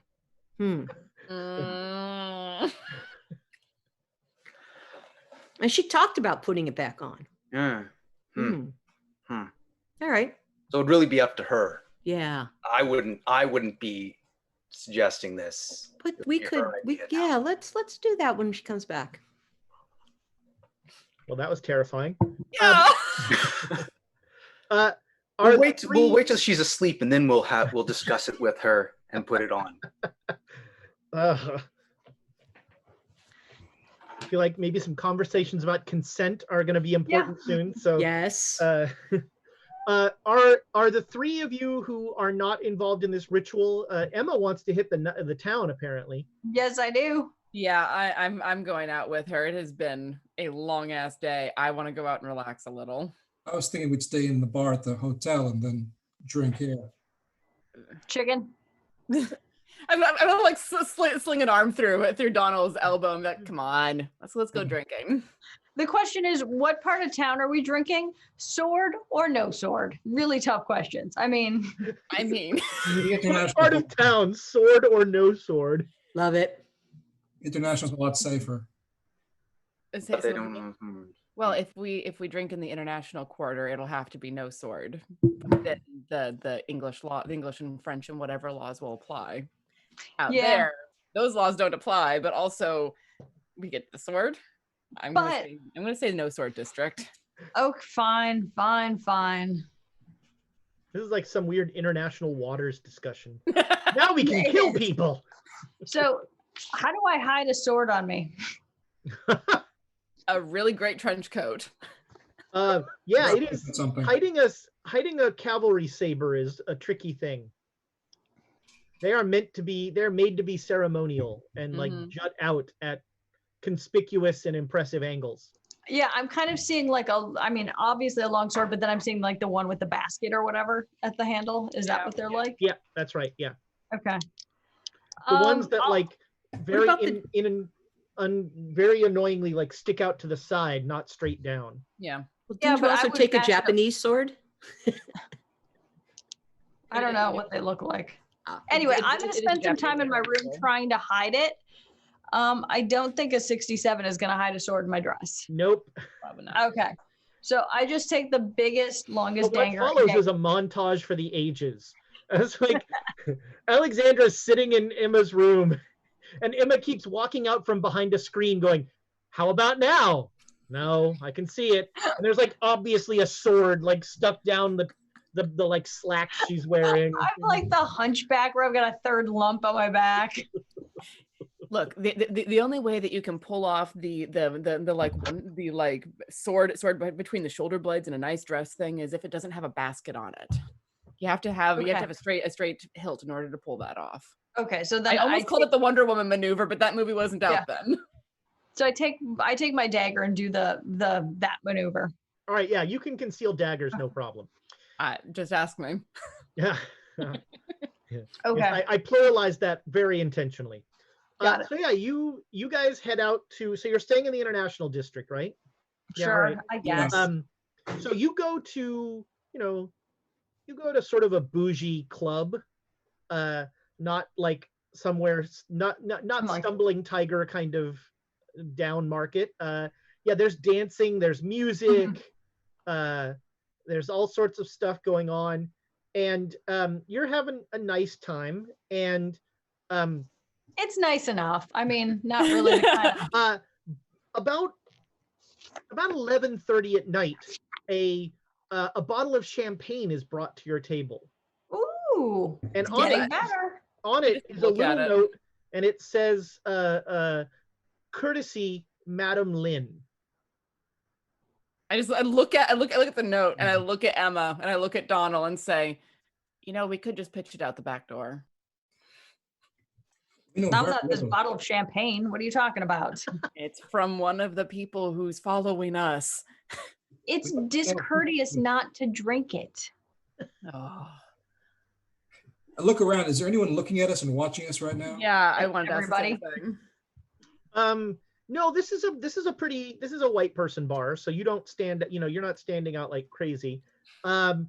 Did we see who brought it? I mean, besides our waitress, did we see who prepped it and brought it over? Like, did we weren't looking for it. Never mind. Also, is it still corked? And if it has not been opened. It has not been opened. I want to examine the cork to see if anyone's used a needle to get anything fun into it.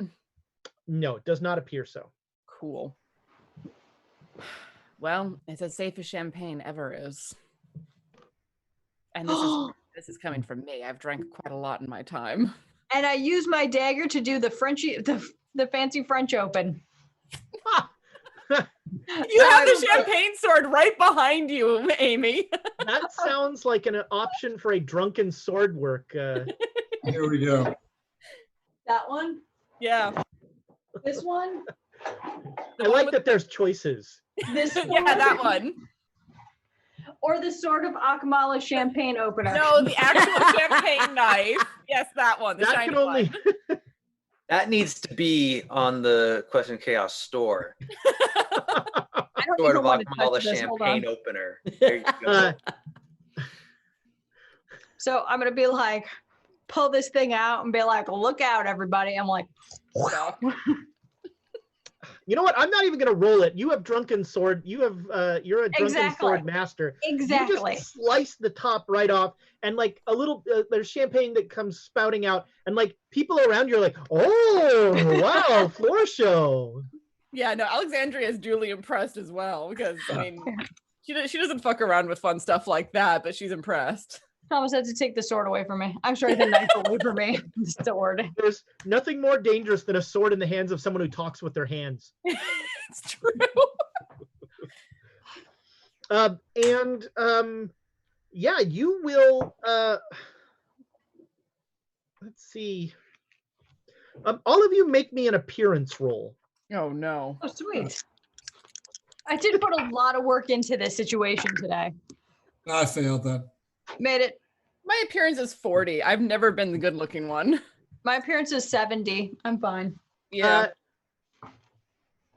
I sank all of it into dexterity.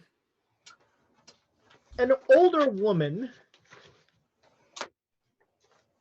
will, after you've sliced the top off, like fairly soon after, an older woman kind of in that drunk way invading some of your personal space kind of puts a hand on your shoulder and says, that was very impressive, my dear. Tell me, what else can you do?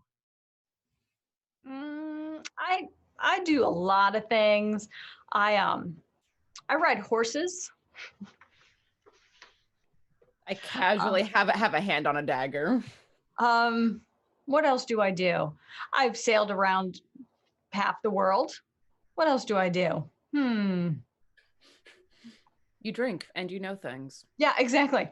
I drink. I've been to libraries. I believe you work for the Vatican, yes? That too. I'm gonna like slide a chair back and look at this woman. So she is, let's see if I can, this is really, she is in her late 40s. She is still very attractive and in very good shape. She has those eyes that seem to notice everything. She's always like, her eyes are sort of always looking around and seeing things.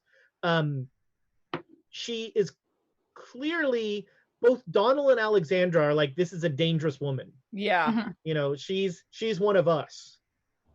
But Donal and Alexandra, both of you can make me psychology rolls. Okay. I'm going to ask her to sit with us. Ma'am, would you care to... Ma'am, would you care to sit with us and perhaps have a drink? Oh.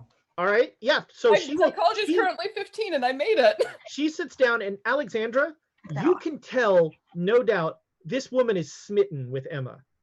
Oh, okay. Like she is, you know, she's still looking around and everything, but like, as opposed to every like 8th look, every 3rd look is checking Emma out. And I'm like, disguise it, but you like clearly see it. So she says, and tell me, how does a lovely young woman like you come to handle a blade so well? Like my counterpart says, I drink and I do things sometimes. Mostly drinking with the doing of things. Well, you know, I think that's a lovely description. I drink and I know things. Fantastic. Perhaps we could be friends. And your name is? Oh, I do hope we can be friends. Alexandra feels a cough behind her fist. Just I am the Jade Swallow. Interesting. And you see, she has a pendant that is a swallow made out of jade. Okay. I am Lin Yen Yu. Lin Yen Yu, like I just shake her hand. Nice to meet you. I'm Emma Navarro. When you put your hand out, she takes it and she holds it for that extra beat. Okay. If I may be so bold, what does the Jade Swallow mean? It is a pun on my name. Lin Yen Yu means Jade Swallow. Oh, I see. I am a businesswoman this is one of my businesses. And oh, Emma, you are, may I call you Emma? Yes, please. What you go by your You full may call name? me Lin. Lynn? Or sorry, you may call me, yeah, you may call me Lin. Okay. And I am so interested in your coming to my fair city, and I'm so glad that you have come. I have been saddened to learn that some of my men have met unfortunate fates while being around you. And which men would those be? Oh, the ones that were shot. Which ones? And in all earnestness, I do apologize, but When you say which one, like even professional like liar woman is sort of like, which one? I mean, with all due respect, I understand that you probably have men. There are many men. Lots of them get shot every day, just Oh, wherever. that wouldn't demonetize us. No. Lots of men. Many of them get shot. Happen. Where perhaps did this altercation happen? Well, I believe you've made some friends with the Japanese, and they don't like me very much.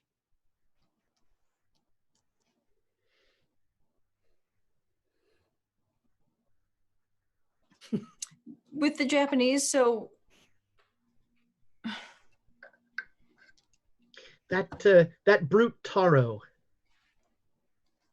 I'm gonna use some of the condensation from the champagne bottle to draw the first character that was on that guy's chest. Mm-hmm. Yeah.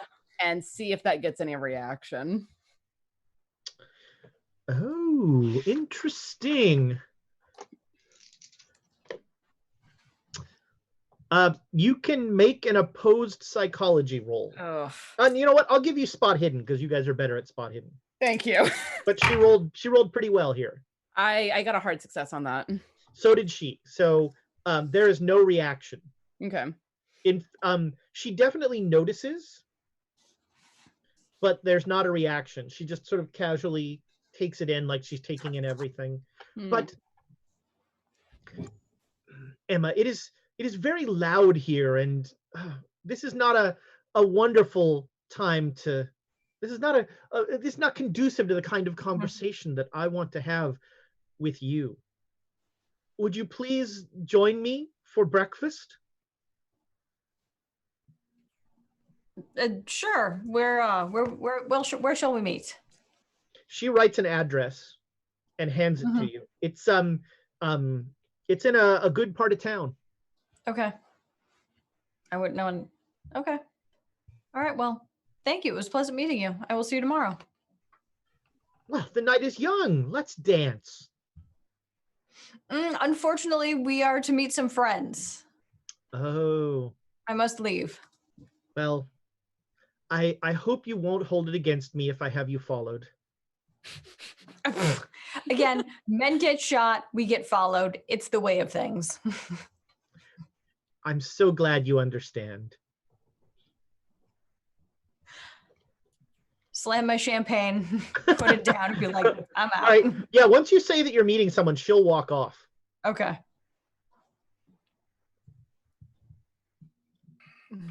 So I huddle into the table. I'm like, do we think this is This is Madame Lin. It has to be.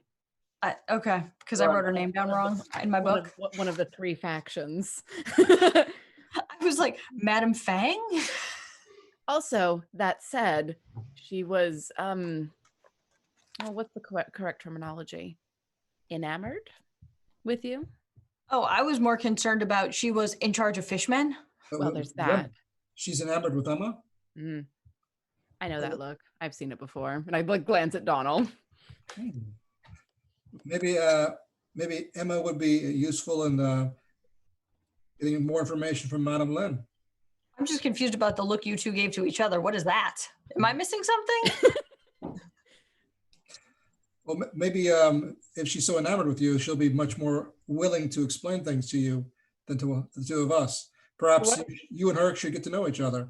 For what it's worth, Emma, for the first time ever, you see Alexandria blush. Okay. I'm still confused, but okay. Yeah, my brain, like the wheels are turning, but nothing's like, it's not connecting still. Fair enough. No, it might be useful to go to breakfast with her and get some information because, I mean, Taro seemed on the up and up, but we've run into that before with Zahara. And also too, I mean, how good of a spy are you if you're like, hey, I'm going to tell you I'm a spy? I mean, that was my first thought, but I was like, you know what? Whatever. You do you, man. To be fair, people do tell us a lot of very strange things, and most of them are true. It's because we see strange things, and the weirder the things that we see, the more people just want to tell us weird stuff. Yeah. Taro's interest is for his country to perhaps conquer China, and any of the local factions that would be opposed to that, which probably is all of them, would not be on his side with that agenda. Imperial interests from anyone is something to be looked at with great suspicion. But I don't know if Lin is communist or nationalist or something. Neither do I. That's why I can't figure out what's happening. I don't know which side of the line she's on. Yeah, maybe she'll tell you. But until then, let's go to the hotel bar. Oh, now she wants to go to the hotel bar, says Donal. Yeah. Or we could try and drunk sword fight someplace. I mean, I'm totally up for either one. I really wanted to dance here, but I guess we have to go, or she'll get upset. Well, You guys can stay. So you head back to the hotel bar and have a few more drinks. Thanks, Emma. And then at some point you call it a night. You that morning, Emma, there's a knock on your door, and there's a another in a long line of officious suited gentlemen. Okay. Who has a box in his hands, and he says, "This is to wear for breakfast. I will wait downstairs with the car." Okay. All right. So I'm not going to open the box in my room because I know better. You're gonna open it in the hallway? Well, I'm just to come find me, or yeah, I was gonna find Alexandra and whoever else is awake, pound on a couple doors, and be like, okay, I got a box that I'm supposed to wear this. If it's a headdress, exactly what I was thinking. If we have dueling headdresses, but if it's a girdle, I say go for it. If it's a girdle, set it on fire. Yes. Don't stab it either. Fire might work. All right. Okay, So who I've do you got grab? enough people with weapons facing the box. So here's the image we have. Like everyone has guns drawn at this box. I have my crowbar. I have my daggers. I'm just waiting for it to be open. It's just Yeah. Inside the box is a beautiful silk, very Chinese style dress. It is black with red embroidery, and it is very very form fitting. Which means I can't hide my sword in there either. You couldn't hide your sword in your normal dress. Is also true. It is a very expensive, very nice dress. It's no peacock dress, but it's. Oh. The most important thing, it doesn't have any eyes. It has no. Where did we lose the peacock dress? Where did we lose that one? I think that was Hotel Fire number 2. Yes. Fire number 2. No one else knew about that. Or was that number 1 in the boat fire? No, that was number 2. It was Hotel Fire number 2. Yeah. Hotel Fire. Okay. Because the boat fire, while we were recovering from that, he went to Paris to find out. Yeah. But we also, never mind. I'm not even going to recount all the things I've lit on fire. So I'm going to go put that on. All the mini fires. Yeah. Well, I've set 2 hotels, a hospital. You didn't set the hospital on fire. You tried, but we stopped you. That was an unsuccessful fire. Okay. Apparently, Penhew is something of a pyro. You two will get along like a house on fire. Yeah. Okay, so I get up and I take my dagger with me wherever it went.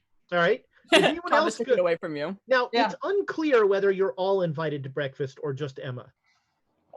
It's just I'm assuming it's just me. It's just Emma. Let's be realistic here. Nobody else wants to go. All right. We can post up nearby, and I would recommend it. Yes, because you know the I mean, she knows the address. So yeah, she gives you the address, and you.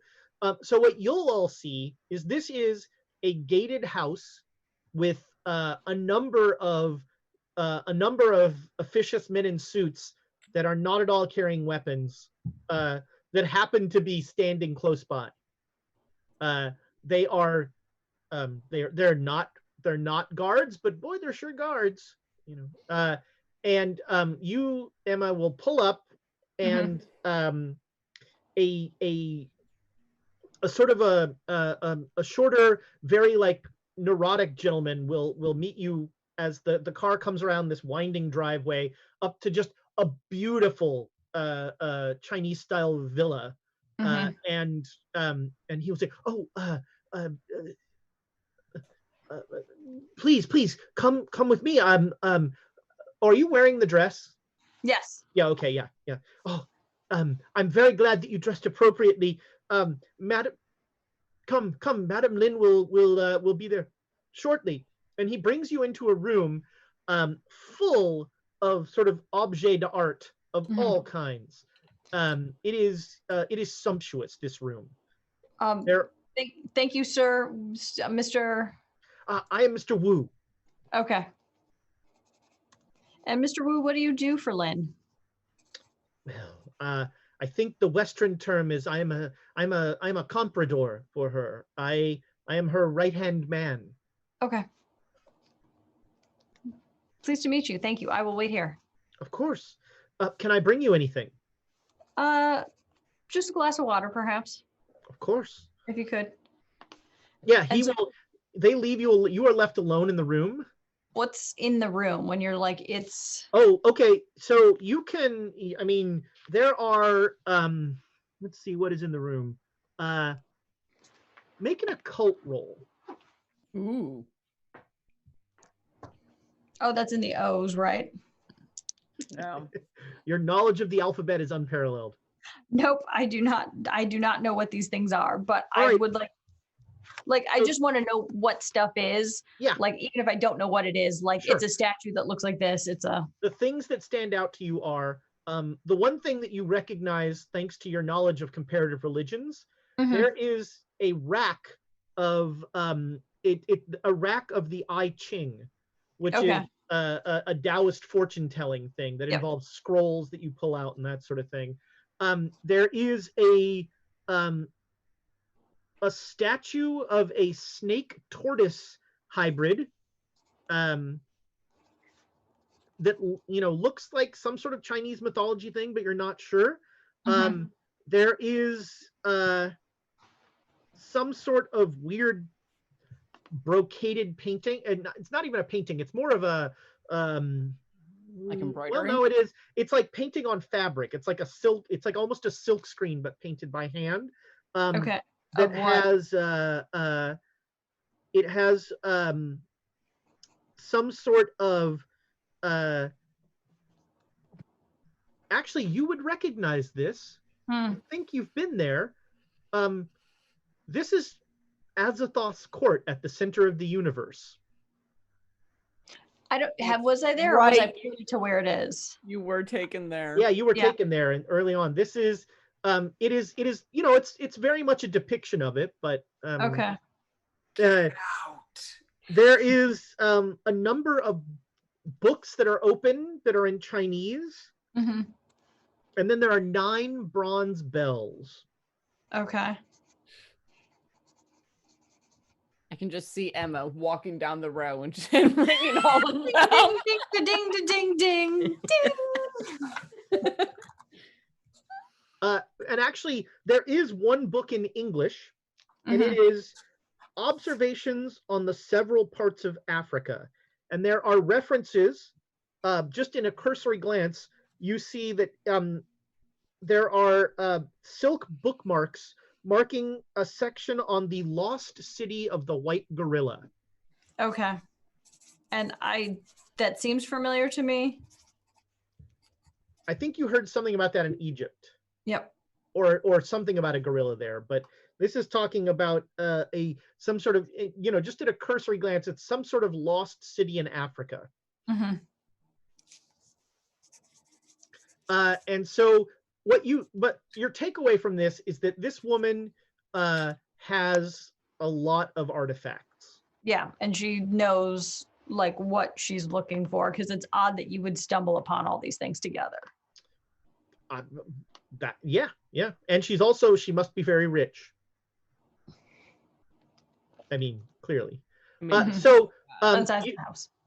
Make a spot hidden roll. Maybe. All right. Oh, that makes me sad. It's just a regular success.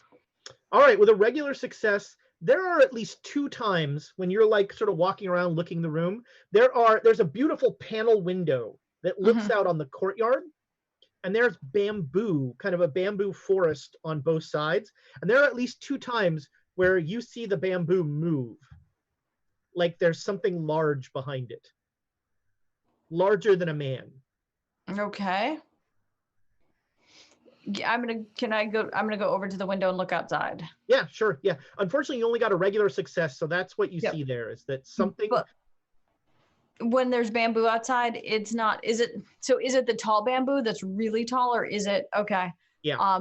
And outside, it's kind of like, I assume it's like a yard that goes to a fence someplace. So there's like a courtyard, and then the driveway comes in, and in the middle of there's a little green part where the driveway is. There's like a little almost Buddhist garden there, a little like rock garden kind of thing. And then on the left, there's that bamboo that you can see, and you think you maybe see a building in the bamboo. Okay.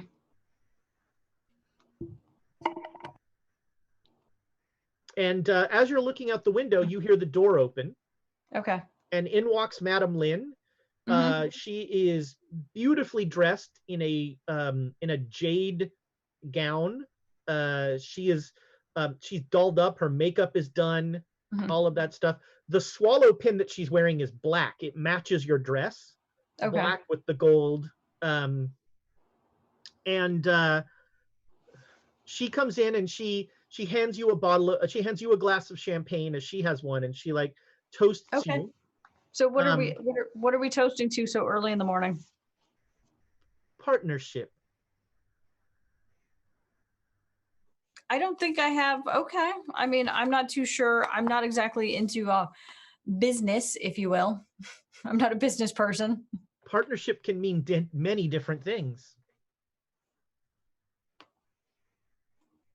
Which means that there's a give and a take. So what exactly? Actually, you know what? It's a beautiful day. We should have a walk outside, perhaps. Of course. Would you like me to show you the grounds? Yes, please. So she will take you out and about, and she will walk you around. It is a beautiful place. And there's at one point where you catch her looking at you like in like an appraising manner, not like not like sizing you up, but just sort of like, yeah, I think she can. And she'll head towards the bamboo, and she puts her hand on your elbow, not like in a forceful way, and she leans over and she whispers very carefully, "Don't look scared." Okay. And she leads you into the bamboo, and she and let's see, what does she say? She says,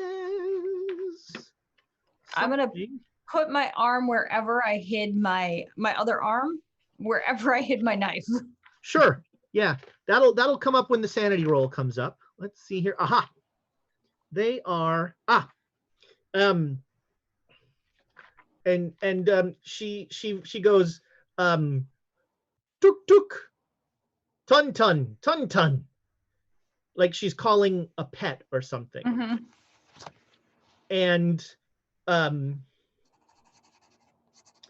And out of the bamboo, kind of appearing out of nowhere, steps forward an enormous white gorilla. Okay. I don't even know what to do at this point. I'm just frozen. Like I can't even feel my toes. I can't feel my knees. I might feel my legs. Definitely don't feel my arms. And she's whispering in your ear. She's talking very calmly in a very even tone. She says, my pets are better guards than actual guards. This is Tun Tun, and his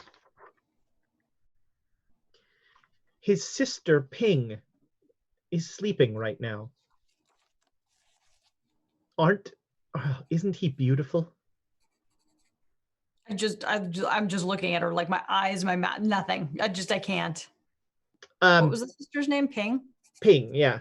Tun Tun and Ping. And Tun Tun is not like making any aggressive move at all or anything like that. And it's just sort of, idly picking bamboo off and looking for something, And I'm just staring at her. I can't even look at the gorilla. Right. Oh, I'm sorry. Is this discomforting? Come, let's go back inside. Okay. Thank you. And she makes a motion at Tun Tun, and Tun Tun like disappears back into the bamboo. And she brings you back into the room. And by the time you come back, there's a beautiful dim sum breakfast has been placed down. There are all, like dumplings of every kind you can imagine. Just a feast is in front of you, like almost an embarrassing feast. Okay. I'm going to eat a little bit, but I'm going to drink a lot of water because at this point my mouth is extremely dry for being scared out of my mind. Emma, may I tell your fortune? Sure. Good luck with that, but okay. So she will, let's see here. She will go to the, does she get the sticks for the I Ching thing? Yes. Okay. She goes to the I Ching and she will pull out, she casts, so let's see, she withdraws a cap containing yarrow stalks, and she will cast the stalks onto a cabinet top, and you hear her say, Pi Union with 9 in the 5th place. Interesting. And then she goes to that rack of scrolls, and she's going down. She pulls it out, and she looks at it, and she says, "Do you read Chinese?" No, I'm afraid I don't. Oh, well. Can I? So I do have. Can I roll? Can I just verify that she's just not making this up? Okay. So with religion, yeah, I've got a hard success. Sure. Yeah, this is how the I Ching works. Okay. Yeah, I'm like, the I Ching is essentially. You take the sticks and you lay them out, and whatever form it looks like, with the full dashes or the minus dashes. That's that right. gives you the number, and you go get and then you tell what the fortune is based on the number. And she says, in the hunt, the wise king uses beaters on 3 sides only, foregoing game that runs ahead. The quarry chooses its own fate. I wonder which of us is the king and which of us is the quarry. It's tough to tell. Sometimes I think you're one of both. I like both. I think Emma finally got that.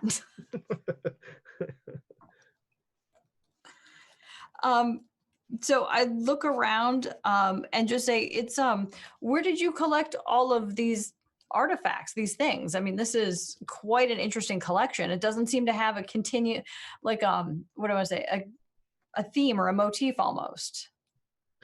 Well, I actually don't really know what most of this is, but you know, Mhm. I like expensive things. These are, well, I'll tell you. These are things Ho Fang wanted, and I have them. And that Mm. gives me some leverage over Mr. Fang. And how did you know that Ho Fang? Do you Actually, know? sorry, that would be Mr. Ho. Okay. And do you know Mr. Ho well enough, or do you just know of him? Oh, we are rivals in the way that only business partners can be rivals. I don't entirely understand your meaning. Your business partners, but your rivals? Yes. Only one of us can be the most powerful person in Shanghai. But only by working with each other can one of us become the most powerful person in Shanghai. Still not completely getting it. Mr. Ho runs most of the unsavory elements Mhm. of Shanghai. I'm a legitimate businesswoman.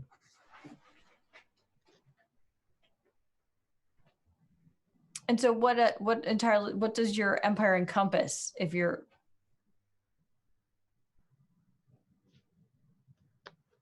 A number of clubs, Mhm. restaurants, some entertainment houses in the French district.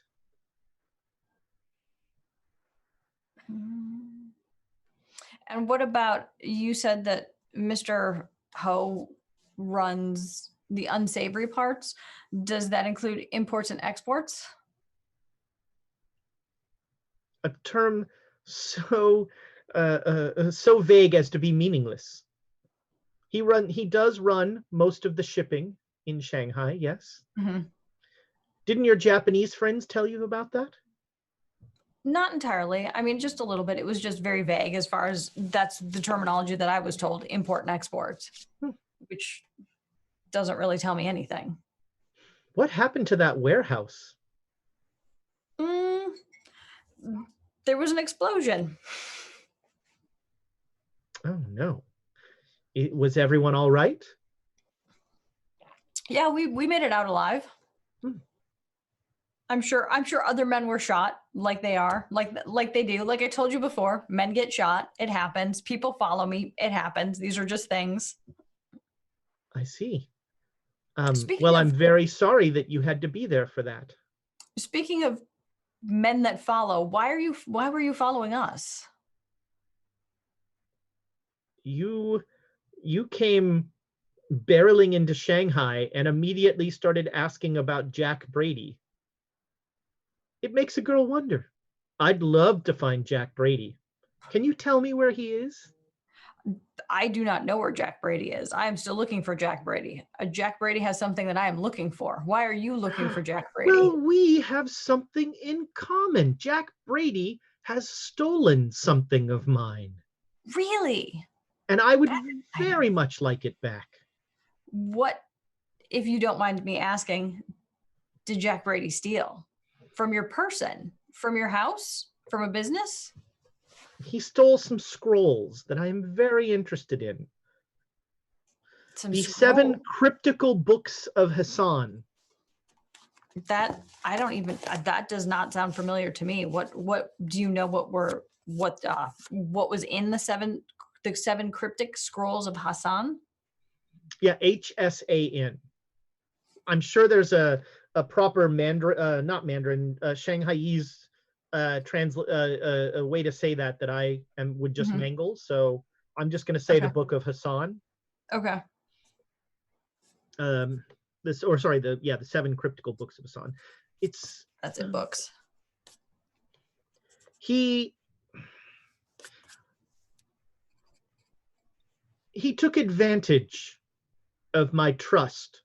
He asked to see the books. And then he disappeared with them. He seemed sure that they were the key to something. And do you know if Mr. Jack Brady has help from anyone in particular? I have not been able to find hide nor hair of him. And I'm sure someone as in control of the town knows that he was with the Carlisle expedition. Yes. Do you know the whereabouts of any of his other compatriots? Perhaps they were accomplices in the theft. I believe they all died in Africa. But none of the bodies were found, from what I understand. Well, this is interesting. Hmm. So you think they're still alive? Perhaps. I mean, from what I understand, from what I was originally told when I had left New York, the entire Carlisle expedition was missing, presumed dead. And then we find, or at least rumors, I have yet to see Mr. Brady, but you can attest that you have seen Mr. Brady alive? I would very much like to see him again. I don't have to roll psychology to know that means the rest of the sentence means dead. I don't like having things taken from me, Emma. Was it taken from this house? Yes. In fact, in this room? Yes. Where He took advantage of my trust. And do you know what was in the scrolls? Have you read the scrolls before? Or the book? I'm not a scholar. Possession is the power of these items. And how did you come to be the owner of the book? A or great scrolls? deal of money. But it was a recent purchase. It wasn't something that you had had for quite some time.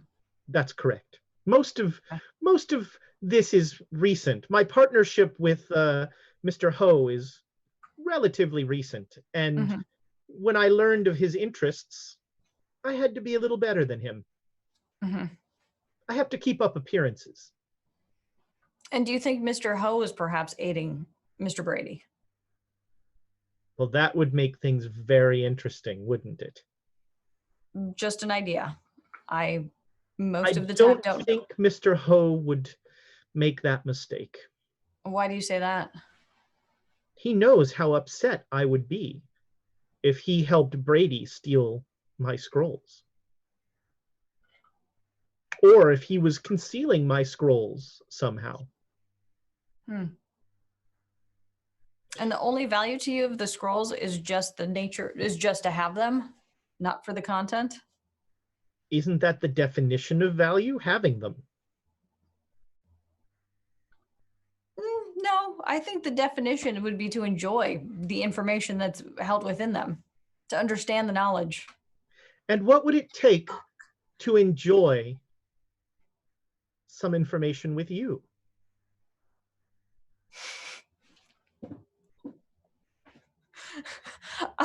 Hang on, let me just do this for a second. Emma downs her champagne. Oh my goodness, I seem to have spilled. Excuse me. Where's your powder room? Of course. And she there's a little powder room right in the there's a paneled door that you can that she points at, you can see. My queer little heart just can't take this. I actually, unfortunately, spit all over my face, and now I'm just like, hang on. So we're going to cut back to the four of you. So Emma goes off, and what are your plans for today? Is there a cafe or anything nearby where we can keep an eye on the house? Sure. Yeah. There's a little tea place. Outside and watch the house and realize we're absolutely useless out here. So,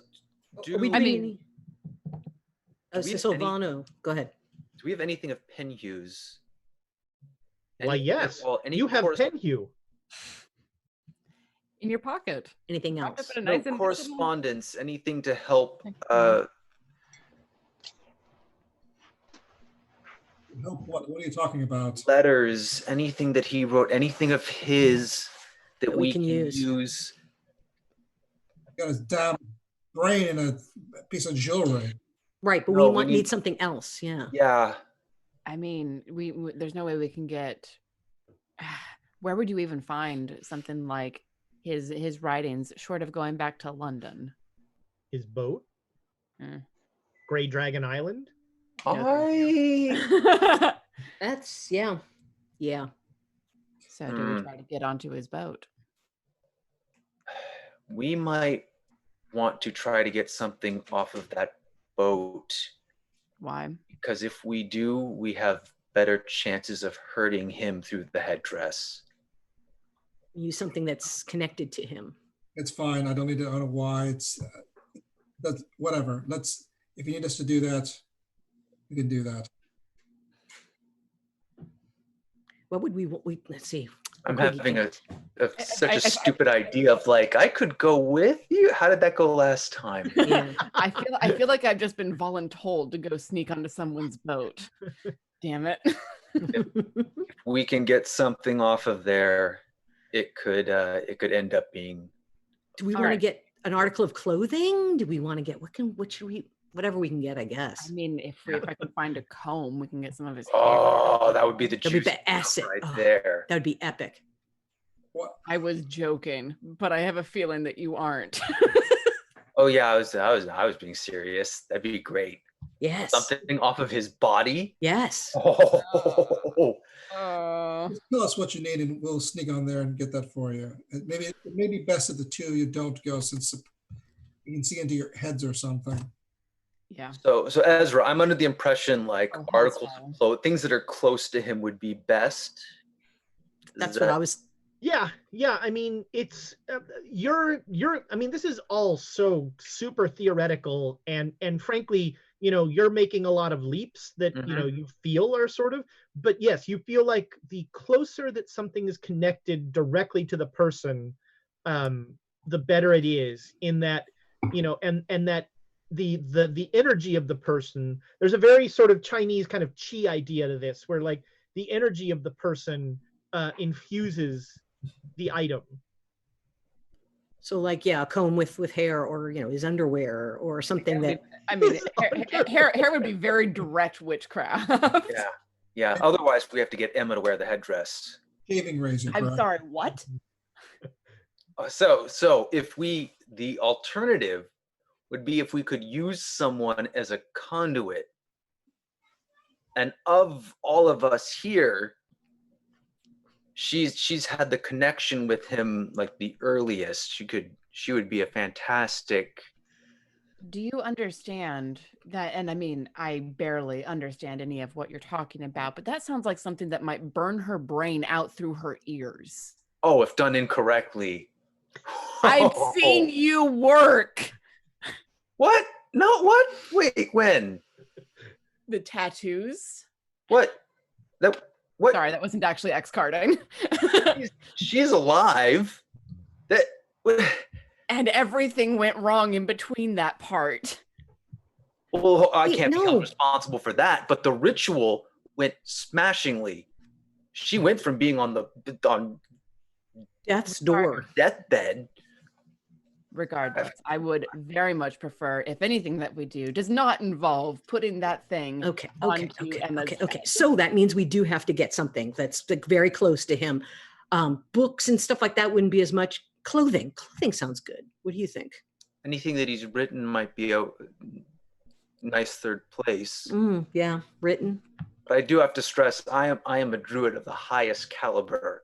She would be in good hands. Alexandra is just going to look at you completely deadpan and just.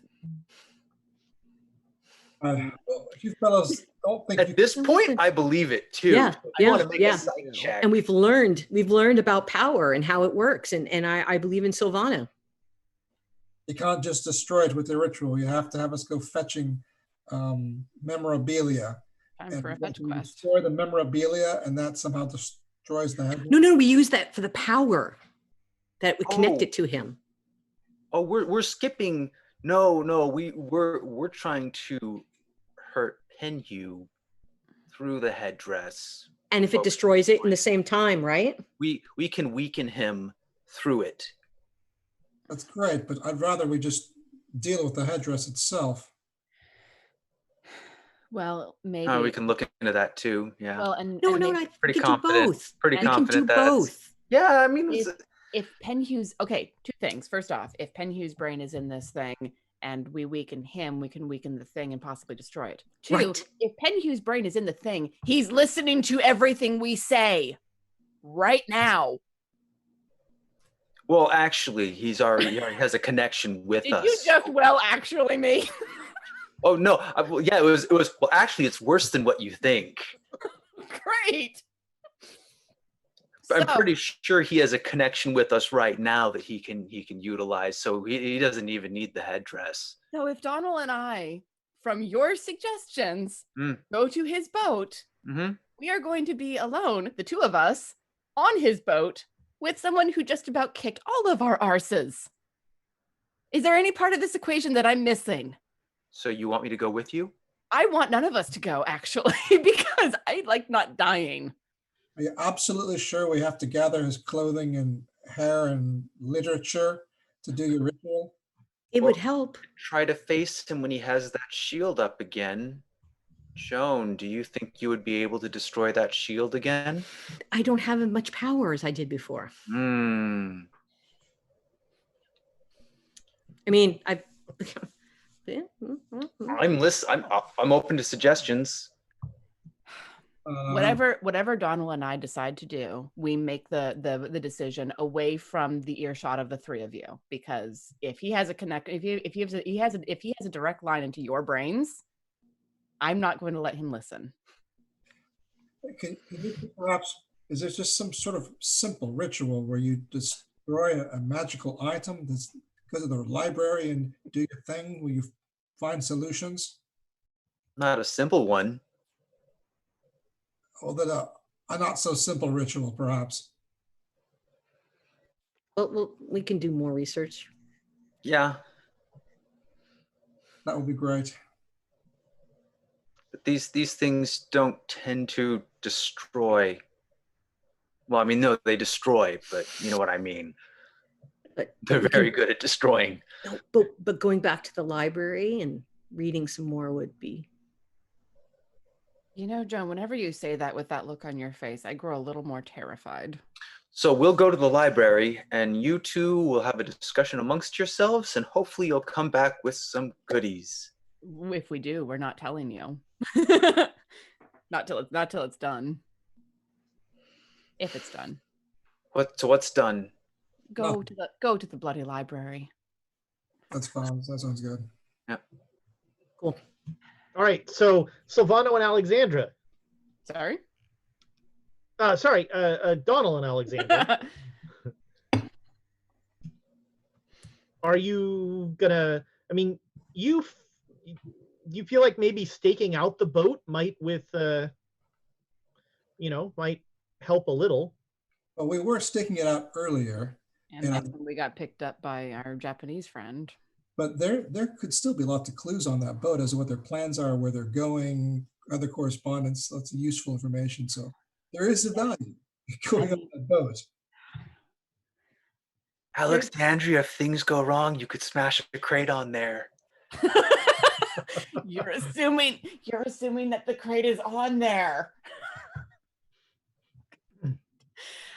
The problem, right. of course, is that if we go on there now or anytime in the near future, A, it might already be gone. We saw them loading it up. B, if it's still there, assuming Penhu is listening in, which he'd be a fool to not, he knows we're coming. And we had some difficulty with the fishmen, let alone him. Right, but if we do give him time, he can get more fishmen. We may have an opportunity when his fishmen are deceased. So we go right now. We would go, the sooner the better. If the boat's still. I mean, it was something that Jackson Elias was very interested in. You had to invoke Jackson Elias. Rude. All right. about that boat. If we go quickly. If not immediately. But these two need to stay and watch over Emma. Sounds good. You told them to go to the library. You know what? I don't. She'll be fine. I'm All not right. convinced. Madame Lin is one of the people following us. That's never good. Madame Lin is stuck with Emma. Emma isn't stuck with Madame Lin. Stuck with Emma in a gorgeous dress. My goodness. All right. So you two are gonna go. You've already got a good vantage point to check the boat out, so you can at least go and check it out. Yeah, we'll do that. Silvano and Joan, you're going to the library. Is that all right? I guess our arms are twisted. We were told we had no choice. And you're gonna look for more stuff about this ritual. I'm gonna actually try and do some research into good places to do the Okay. ritual. Yep. Yeah, Go ahead. both of you make library use rolls. And Joan, what are you looking? Are you gonna look in the same thing, or are you gonna? Well, I wanted to look more about the Grey Dragon Island as well, because Okay. that's something we need to. Sure. Oh, geez. What? Can I get inspiration? Yes, and in fact, we got 2,500 more inspiration from Malcolm X Cav, so Nice. you can definitely inspire away. Oh, Yeah. good. Okay. Wow, thank you so much. Thank you. Great. Yeah.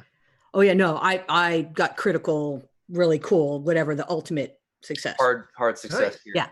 Well, no, there's hard, and then there's ultimate. No, What's no, Critical. he got a hard success. I got a hard ultimate. success. You got a critical success. critical. Thank you. By the way, I don't want to, I want to make sure you guys get the credit where it's due. Malcolm X Cav gave those inspiration because he thinks you're awesome players. Oh, that's He it. clearly Okay. never met you. All you do is annoy me. But That is the job of players, Ezra. I was annoyed by my players earlier today. It's a thing. no, thank you so much, Malcolm X Cav. That is awesome. So yeah, you two, a critical success. Grey Dragon Island is indeed, it looks like almost a reef that is right at that point of the apex of the pyramid that Emma saw on that map. It is not claimed by any country because it is useless. It is, there's no like map of it or anything like that. It looks quite small. Okay. You got a critical success. Who, me? I'll give you also that you also find some rumors that there's a volcano, that it's a volcanic island. Okay. But that is like total scuttlebutt. Okay. Now, Silvano, you got a hard success, and you're looking up like sort of ritual places in Shanghai or historical kind of, places where, and the librarian that you're sort of asking this stuff of suggests that you might be interested in the Shanghai Museum, and gives you the name of Mr. Mao, an assistant curator at the Shanghai Museum. Cool. What Mao? Sorry, what was his first? His Mr. title? Mao. Mr. Just as you want to talk to Mr. Mao, who is an assistant curator at the Shanghai Museum. Okay. And she's like, oh, it's the collection of pre-Manchu Chinese artifacts. And if you're looking for information about about sites of historical import, I'm sure that Mr. Mao would have have more information than just the folklore books that we have here. Okay, I'll go find Joan. Okay. Apparently, there's a Mr. Mao that we should talk to over at the museum. Ooh. He might be able to get us pointed at a good location that hopefully be able to get onto without getting killed. No. Well, we can do this. We Yeah. can do this. We come back to Emma. Mm-hmm. who You're Emma. who's Yeah. being Mrs. Robinson. Emma doesn't even know what that means either. Madame Lin is not even being subtle, Okay. and she will she'll say, if you found Brady, or even if you just brought my books back, I would have to show my gratitude. And I can be very, very gracious.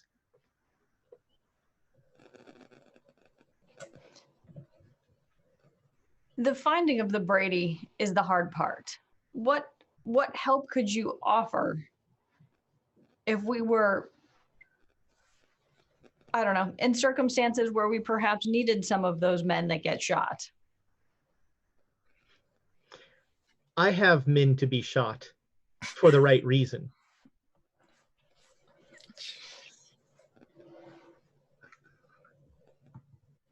If you know where Brady is, and you don't want to hurt those impeccable nails of yours, you could just tell me where he is, and I would make sure that you got whatever you wanted from him. And I turn and I look at the painting, Mm-hmm. the one, the really gross Azathoth one. Yeah, the Azathoth one, and just say, that's really interesting. It's out of place in the room, right? It's kind of. Oh yes, this is Tibetan, and I found out that Mr. Ho wanted to buy it at an auction, and so of course I sent someone to outbid him. And what auction was that? It's such an odd piece to be in such a lovely room. Thank you. I'm so glad you think this room is lovely. You brightened this room. Thank you. Where was the auction? The auctioneer? The Shanghai auction house. There is a British firm runs the auction house. Mm-hmm.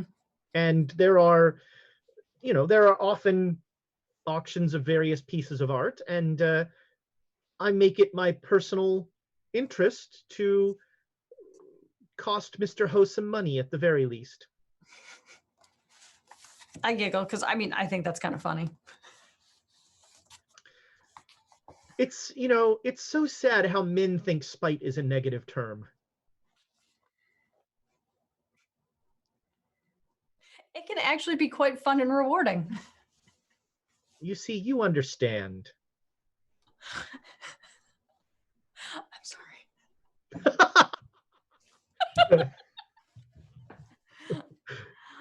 So I'm pretty much done. So I'm just gonna kind of like tidy up my stuff and be like, you know what? It's been a lovely morning, but I do have other matters to attend to. So I will leave you at this time. Thank you. Thank you so much. What do you think that your scroll from the I Ching means? Could you read it to me one more time? Of course. Amy, I'll put I have a copy of it that I'll put in the Google Doc, so you'll have the language. In the hunt, the wise king uses beaters on 3 sides only. For going game that runs ahead, the quarry chooses its own fate. Now, if you were the quarry, what fate would you choose? There's always a chance of escape. Always. There's an even better chance of release. With that, I just thank you, and then just get up and go. All right, so you just walk out of the room. Can't even anymore. Cannot even. And she says goodbye as you like walk out, and Mr. Wu takes you back down to the car, and the car will take you back to the hotel. Okay. Where nobody's there. Where you get there and you're just like, well, guess I'll drink more. That's it. Yeah, there's not even a note of where. No, I mean, I assume they're probably doing stupid things that I would do. So I would, if I'm doing anything after this, I would change clothes and go to the. Is it even worth going to the library? That should be the episode title. Is it even worth going to the library? Yeah, let's go to. I want to go to the library and go to the occult section because I'll either run into us there or. All right. So yeah, you go to the library. Make me a luck roll. Let's see if you show up before they head off to the museum. What is my luck? Ooh, my luck's not high. that great anymore. Oh no, not even close. It's like a 79. All right. So you get to the library after they've headed off. Okay. So what do you want to look up at the library? So I would look up anything with the things that I saw in her. So I'm looking for more of an occult section. Okay. And it would be observations on Africa, what 9 bells has to do with anything in Chinese culture. Okay. Maybe just a little bit about the I Ching. Anything like the snake and the tortoise. Okay. The snake and the tortoise is easy. That is actually a creature from Chinese mythology called a dark warrior that is associated with winter, water, and the north. Okay. So can I find my feng shui guy again? Was that here? That was here. Sure. Okay. Yeah, he's there. Because the winter, the water, and the north remind me of some feng shui type of thing. Sure. He'll tell. Yeah, he's the one who tells you about the the dark warrior traditionally represents that. Okay. Penny is underfoot. Okay. And then is there anything else about like what those 9 bells are? So what you'll find about bells is that bells are often used in Chinese mythology. They believe bells can summon things. Okay. Because things have to travel across a veil, and the sound of the bell is like a directional, like, oh, here we go. I just want to say hello to our friends at the DAT network because they just raided us. Welcome, everybody. Welcome. And, as is tradition, when we have a raid, we do a giveaway. Thomas, are you ready for the giveaway? So I have here a set of, they're not going to show up on this camera. There it is. There they go. These are Sonoran, I think they're called the Sonoran Sunset dice or Arizona Sunset. It is a set of Birds of Paradise dice. So everybody who rated and everybody there, is it chaos in hashtag chaos? Yep. Hashtag chaos. So we're ready to go. Chaos in the chat for a chance to win these dice that will go out as soon as I can go to a post office again. Thanks so much for joining us. We are you just missed the big seduction scene, and now since it's Call of Cthulhu, it's a lot of library stuff. Yeah. So let's give them some action and go to the boat. Yep. So Donal and Alexandra, you are both casing out the Dark Mistress. This is Sir Aubrey Penhue's yacht. It looks, there are not that many sailors around the yacht this time. It looks like there's like one guy who's kind of loading the last boxes on, and that's all you can see. Do I still have one of the set of binoculars that we got the last time we were out here? Sure. Cool. I'm gonna like use them to case the place. Okay. Get a better look. You start to case the place, and I have to stop again and thank my second favorite Twitch user, Jay Matthews, because he just threw a bunch of gift subscriptions on top of the raid. It's all bonkers. It's all crazy. Let's go nuts. It's all chaos. Yep. Hashtag chaos. Hashtag chaos. So yeah, hashtag chaos. There you go. So you use the binoculars, and the one guy you can see is clearly one of those hybrid fishmen, Sure. and he is clearly injured. Easy enough. He is not loving it. He was there yesterday then. Anyone else? Just him? All right, I'm gonna keep looking and give it So a few that's minutes. all you see above decks. That's the only person up top, but well. Any other motion inside the boat with the windows, the doors, the hatches? Do I see anything like that? You don't see anything. It looks pretty deserted. It should be relatively simple then. This distraction method? Which one? Well, we want to do this silently, so I'll be the distraction. You come up from behind him. Works for me. All right. So again, this is a gated marina, but you two can get into a gated marina, no problem. I mean, it's not like it's the first time that we've done this. That's right. And so you will both sort of, I guess, Donal, you're like coming down the dock towards the boat. Right. He'll basically be just walking down the dock, carrying something indescript in his hands, walking just directly to the boat, like he means to be there, like he's got important business to do. He's not hiding.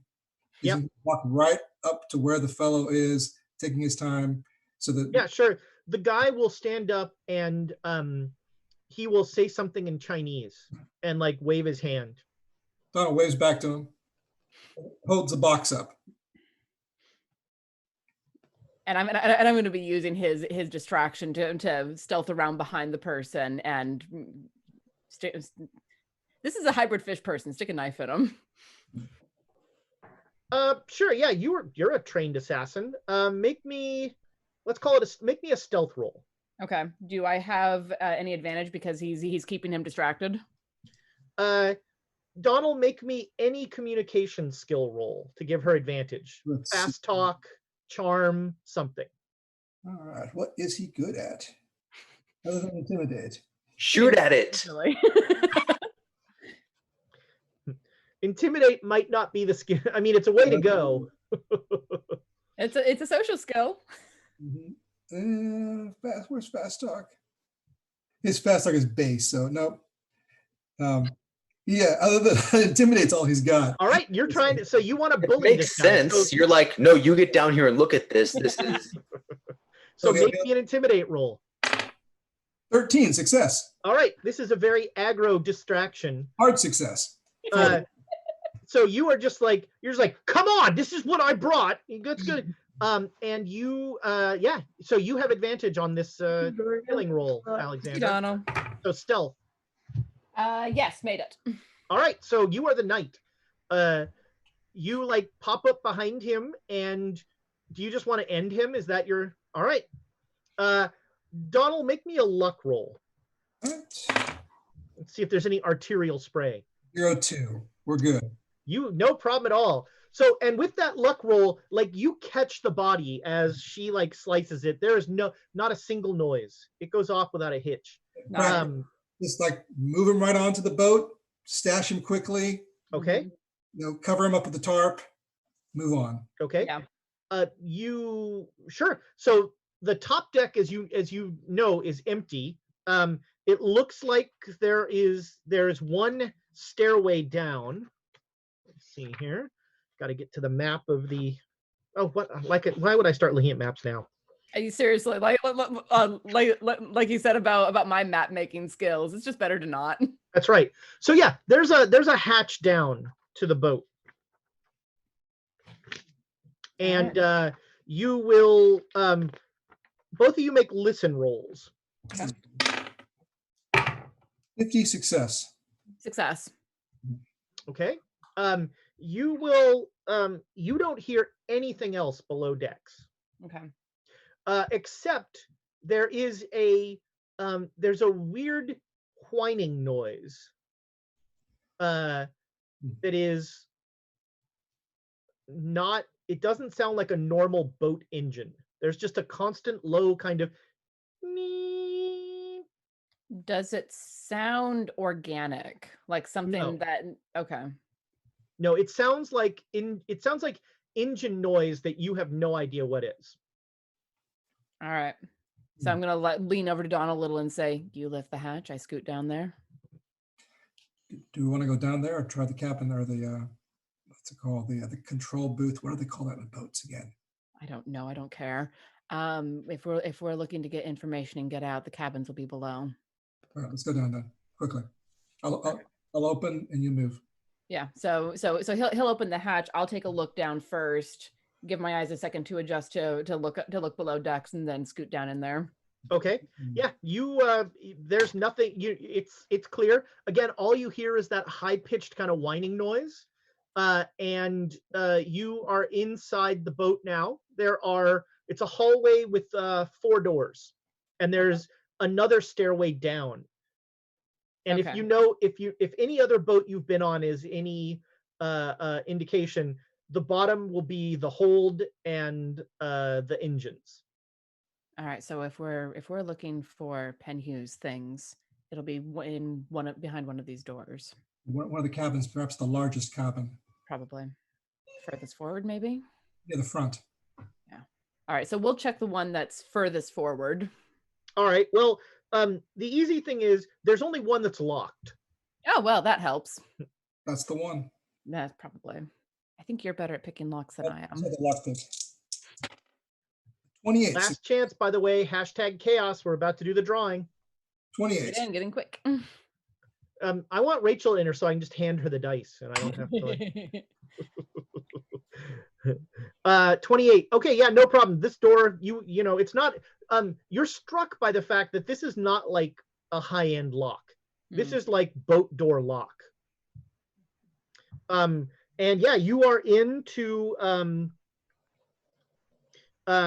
It looks like this is the owner's suite. And was that a hard success? Regular. Okay. And this is this room is empty. When you open it, it doesn't look lived in or anything like that.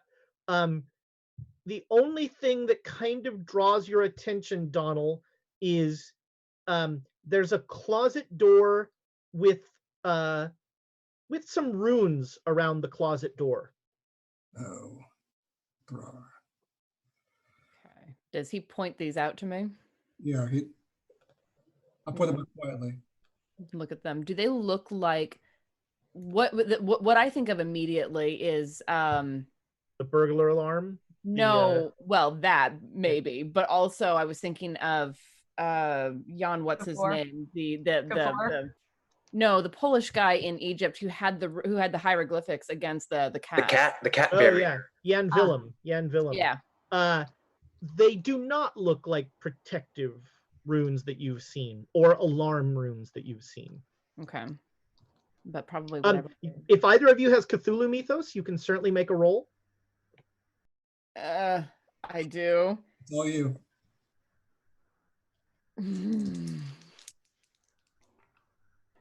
Nope, 51. All right. Everything's fine. I Nobody want to wants to be congratulate fired? Abs Lins for winning the dice. Congratulations. Yep. I'm sure Thomas has already whispered to you, but go ahead and give us your address, and then Not in the chat. As soon as going to the post office doesn't threaten to kill me, I will mail out those dice to you. All right, So- so Are you going to open the?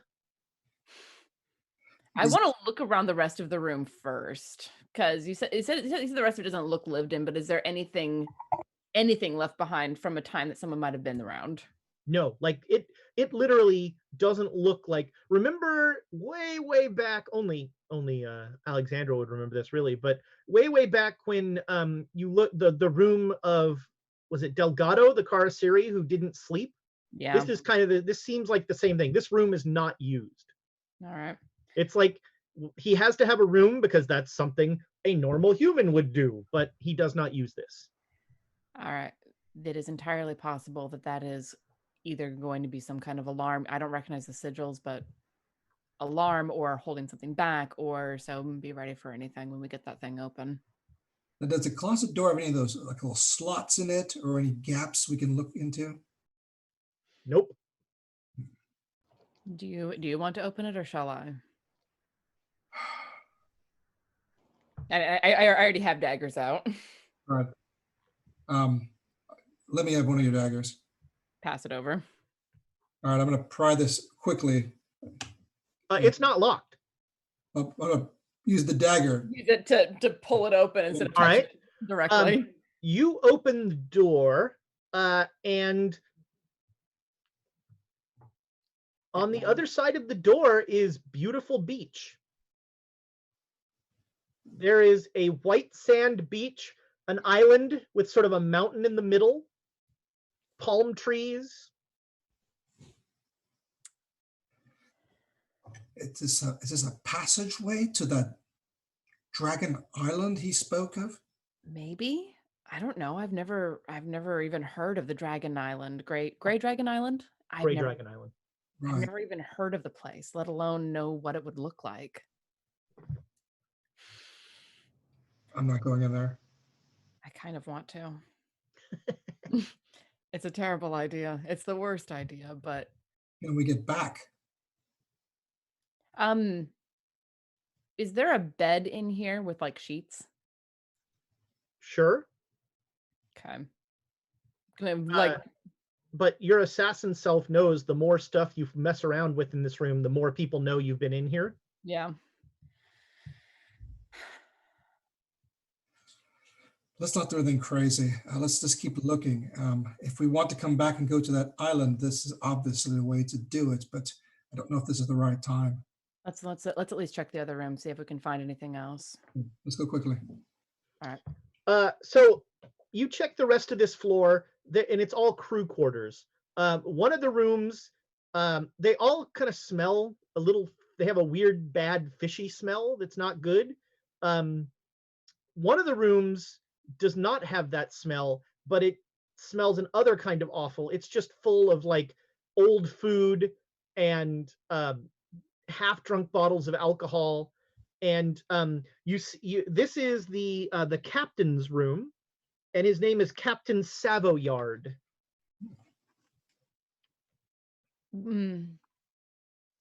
So my impulse on hearing that there's a lot of alcohol lying around is that this is someone who is here against his will, who's being like forced into doing something like this. Do I get that impression from looking around? Make a spot hidden roll. Sure. Oh, 9. All right. You start to think that way, and then you find the raft of unfortunate pornography that makes you think the other way. Ah, got it. And I like touch it with the very tip of a dagger and then wipe the dagger on something else before putting it away. Yeah, this is just the room of a very gross person. Cool. Wonder where he is right now. That's an excellent question. Do we want to check the hold? We should go down and take a look. My favorite sentence. Let's go. All right, so you step downstairs into the hold. There are a number of crates there. And open them carefully. Carefully. Let's see. Oh, you got did you get a hard success in Savoyard's room? For the Yana? spot For the hidden? spot hidden? It was an 09 out of a 63. I think that, yeah, that's a critical wow. success. Yeah. All right. So he has he also has that symbol of let's see here, cult in residence. He has those same characters. It's on a little, he has a little, there in that room, there's a little like medallion that has those characters on them. I'm gonna pick it up with just like the tip of my dagger and hold it up so that Donal can see it. And then carefully put it back where I found it. What should we do the name of this cult? You've seen Cult of the Bloody Tongue, Cult of the Black Pharaoh. Black Pharaoh. Cult of the Bloated Woman, I'd imagine. It must be. I mean, it has to be. That's the third aspect here. That's the name we keep coming across anyway. All these fellows. And that's when you hear footsteps on the top deck of the boat. And that's where we're going to end tonight. We've got company. Thanks. That was an awesome night. I finally got to hit on Amy in the way I've always wanted to. The chat was congratulating you on your flirting skills. That was awesome. Oh, wow. That's unfortunate. But it was an awesome night. Thank you so much for the raid. Yes. What was it? The DAT team, I think they were. The DAT Network? DAT Network. It was what? Thanks for the raid. Thank everybody in the chat for the inspiration and for all that stuff. Emma, what's Emma? We're done with the game. Amy, what's going in the old book there? Oh, geez. So you have 2 left, and we have 2. So We these have are the 4 11. we're gonna keep. 2, 4, 6, 8. So 10 in total go into the book of inspiration. Nice. That's a lot. Does that trigger it? On That Monday? triggers, so that means Does it? Yeah. Yep. So That we means trigger Monday. that. So, yep. Carbon 2185. We will be doing a giveaway. Don't ask me what. We're on Monday for Carbon 185, we will be giving away something they can find in the studio. Something Thomas can 3D print. Ooh, that's cool stuff. That is cool stuff. It could be one of those mask holders. We all need those now. It's not a bad giveaway. Quest and Chaos mask holders. That'll be our new thing. Put like a D20 in the middle of it. I saw a prototype of that. Yes. As always, YouTube, thank you so much for your likes, your subscribes. If you have a chance, if you enjoyed this episode, go check out our old stuff. It's all up on YouTube. You can follow this adventure from the beginning. The world has ended at least once. There's all sorts of craziness to be found and chaos to be found. And if you like that, give our YouTube page a subscribe. It helps us out, and it lets you find all of the wackiness that we do and see all of the great games we play, some of which Tiana isn't even in. I am shocked to now learn. It happens now and again. There's a whole show that I only show up every once in the blue moon in. That's just a rumor that you're perpetuating. Hey, that's just a theory. Tonight's quotes, not me, not me, not me. This is the wrong place to be. I'm gonna ride a space cobra. That's worse than being a charlatan. It's like we were never here. I think a strong contender, the heart is the new girdle. Another one that I quite like, what part of town, sword or no sword? Yeah. I am a druid of the highest caliber. That's the one right there. You are and is it ever worth going to the library? So go ahead and give your votes what you think the title should be. I don't know. It's gonna be hard to beat the heart is the new girdle, but I do like the sword or no sword. That's come on. Not me, not me, not me. That's a good one. That was so thank you so much again for your likes, your subscribes, tune in. We have found out that we will be doing this for another month remote, so thanks for sticking with us as we all flatten the curve. Wash your hands, take care of yourselves. Come back Monday for Carbon 2185. Tuesday, it's the Chaos Agents. Thursday, that Kickstarter for Exalted Veils. That's going to be a preview of a Kickstarter campaign that is coming soon. So it's going to be Thomas doing some stuff that's never been out there before. It's going to be a chance for you to see what's coming up. I think that's pretty exciting. And then we're back here Saturday. And thanks a lot, everybody. Goodbye, internet friends. Bye. Take care.